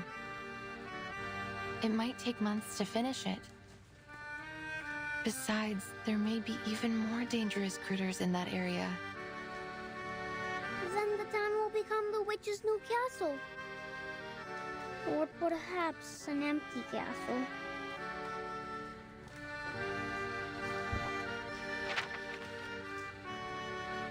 Her attempt to turn the mood again falls flat. A merciful bell rings out the dreary topic like dirge. Thankfully, the next teacher arrives swiftly to relieve her. Quiet, children. She holds her gaze firm, swooping over the assembled children. Wipe your tears and cheer up. Our Rayashki will stand strong. Really? But what are you going to do? Winsong is taken aback at first, then contemplating the possibilities. She delicately weighs her words. Vila, I hope you aren't seriously considering Xenos. Of course not. They might try, but we will never give in. No matter what, for now, we must find a way to protect our town. We will need a shelter from these critters. We've all decided to stay. The curtains part and sunlight pours in from outside. Look outside, children. Each and every one of us is doing what we can to hold our town together. Knut's factory is spitting out puffy bubbles? The workers are going to transform the abandoned factories into something useful. They're cleaning the ore and debris there. Not an easy job. After that, we will start new production lines and cooperate with the surrounding cities. We will grow potatoes, breed fish, and make canned food. That's smart. We will find our strength together. Are we putting makeup on the factories? We can paint their faces and put beautiful garlands on them. So, what is Mr. Patrick doing? Everyone's waiting in line. Is it the Teen Hat Festival again? I'm sorry, August. I think we will have to live without our tin hats and Comrade Blinchik for a long time. They are signing on to a reform of our rationing. To transform our factories, we need to cut down the budget for the canteen. Oh, thank you for your sacrifice, Comrade Blinchik. You deserve a medal and some chocolate. Look! The bulldozers are tearing down those houses. Yes, we all agreed to exchange some of our living space for more land to grow food. The children crowd the windows, silent but beaming with pride as if paying tribute. Wayne-san follows Villa's narrative to its conclusion.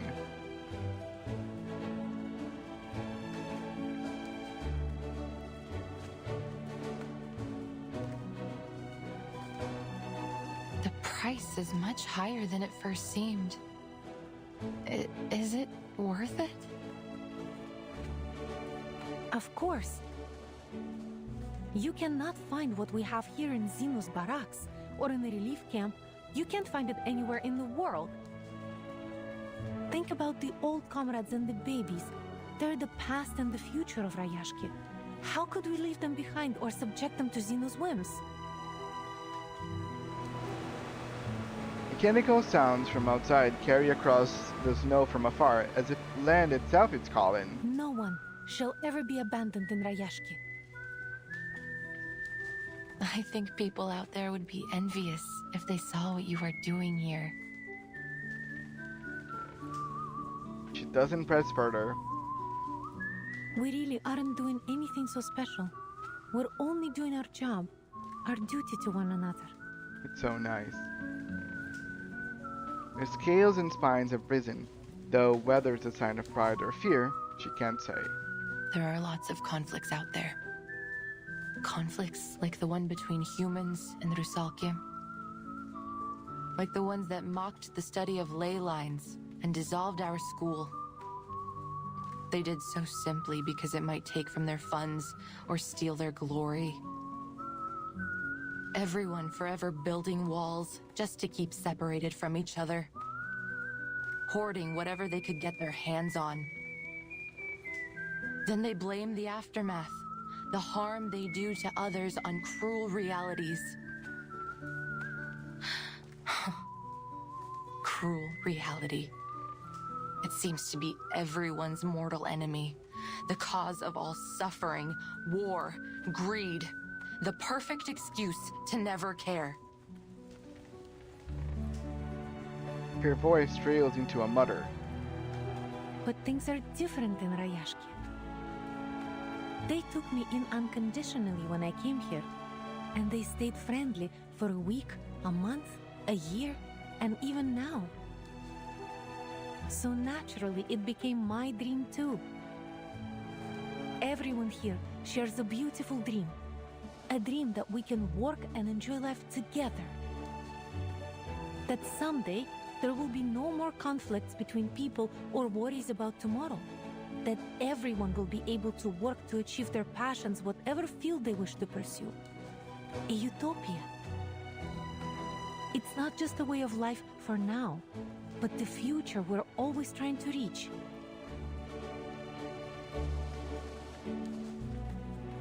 I've spread the study of ley lines in Rayashki, along with its potential. A simple invitation catches Winsong's eye. With dense, massive signatures filling every possible space. They showed great interest. The study tells us about the secrets that could lie beneath the earth after all. Aw, Perhaps that's it so will nice. bring hope to Rayashki. But I'm not one of you.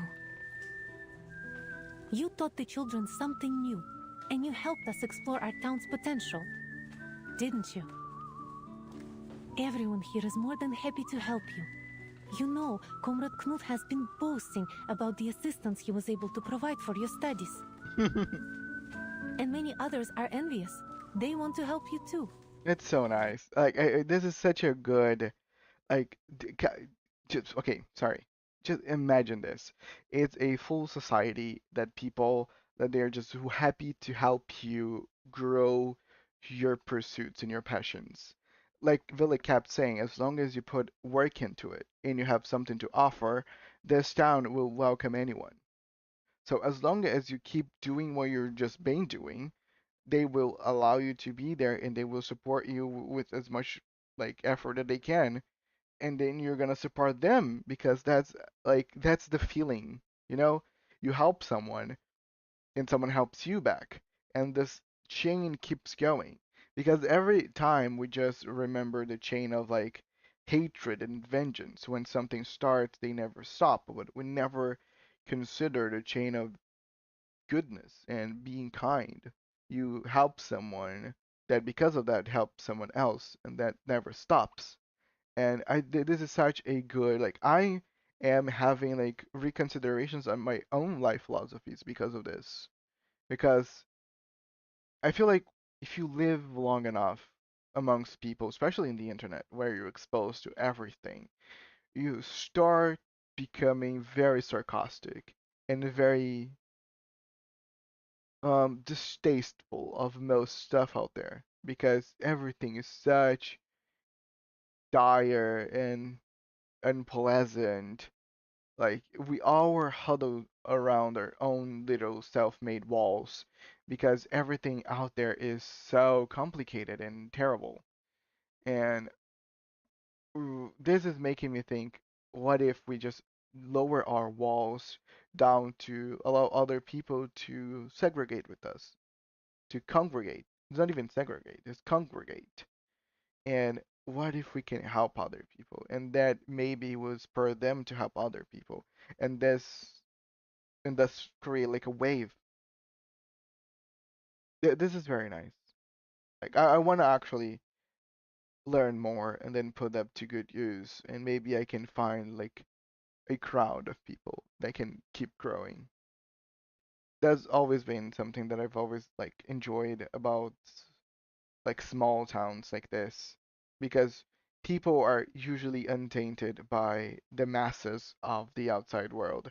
I feel that right now our world is so twisted, and because of various degrees of situations, corruption, politics, just money, and environmental changes, war, famine, really even fame and celebrities and internet and people's twisted views of what's right and wrong, that kind of makes me happy that this idea exists. I don't know if Rayashki or something similar to it exists in real world, but I would love for it to exist. Okay, let's continue. More importantly, you already have a group of curious students here willing to study your theory.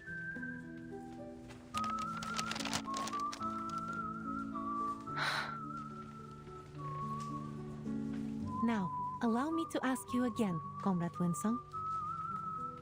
Would you hold a lecture on ley lines for all the citizens of Rayashki? Even though my research doesn't have any endorsements or Nobody achievements? cares. Of course. Perhaps we can be the first to endorse it after your lecture. Yes, we have a lot of now peers. You're being far too obvious in your recruitment tactics. Villa smiles, ignoring her feigned protest. The world is not a beautiful place. Poverty, privilege, egoism, exclusivism, so many problems. But that doesn't mean it can't get better in the future. Perhaps the experiment we're doing in Rayashki now will become the symbol of a better future. A new world where all races and ideas can coexist. Well, of course it may fail and end up a ruin. But at least we've tried.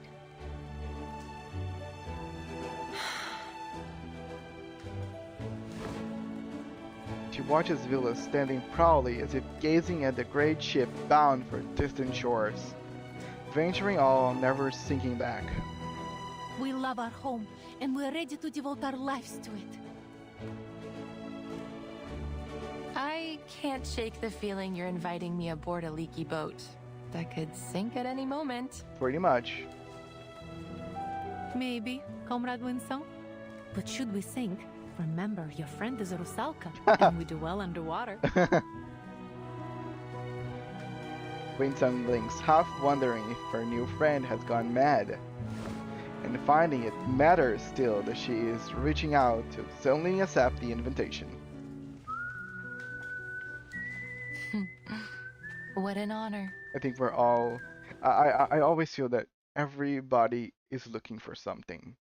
I've never feel that this statement is... I don't know why I'm starting to cry. Give me a second.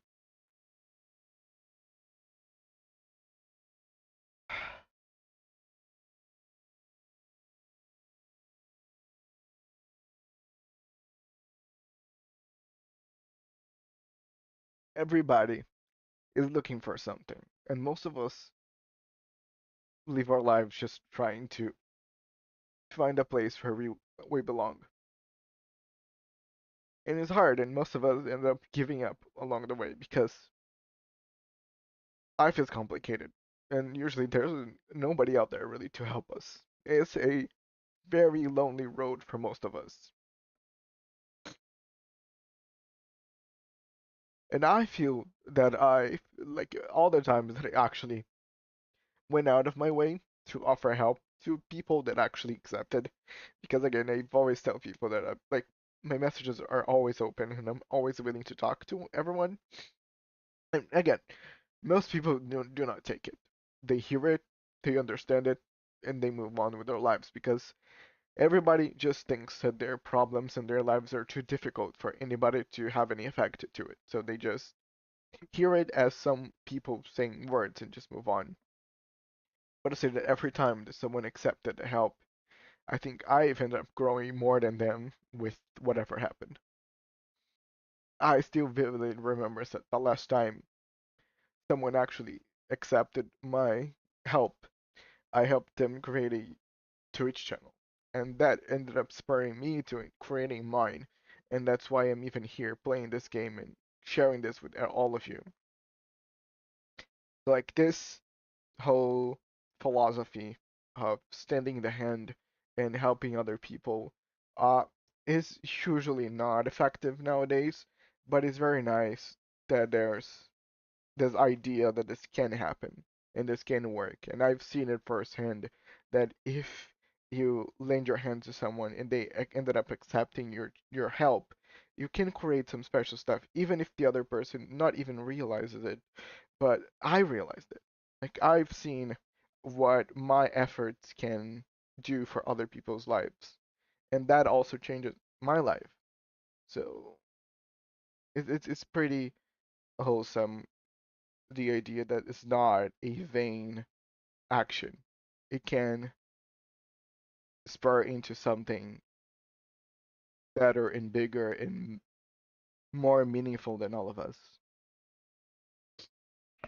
Damn, again, this apple is extremely sensitive.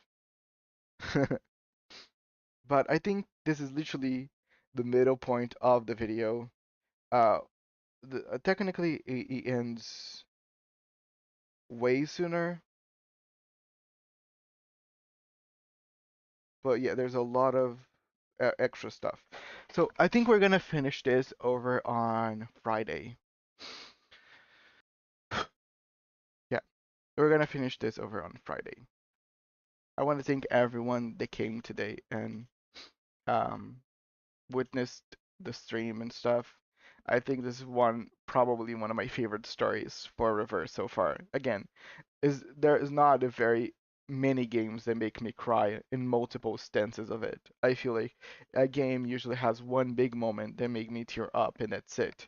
And I think I already lost the number of times I actually ended up crying with some story with Reverse. That's why I feel like this game is so special, because some of its story is just very, very, very good. But yes, without further ado, that's it. Thank you so much, everyone, for your support and your patronage. Don't forget to be kind to yourselves and to each other. Tomorrow I have Heaven Burns Red. So yeah, I hope you guys can show up. And I'll see you all the next one. Archer is out.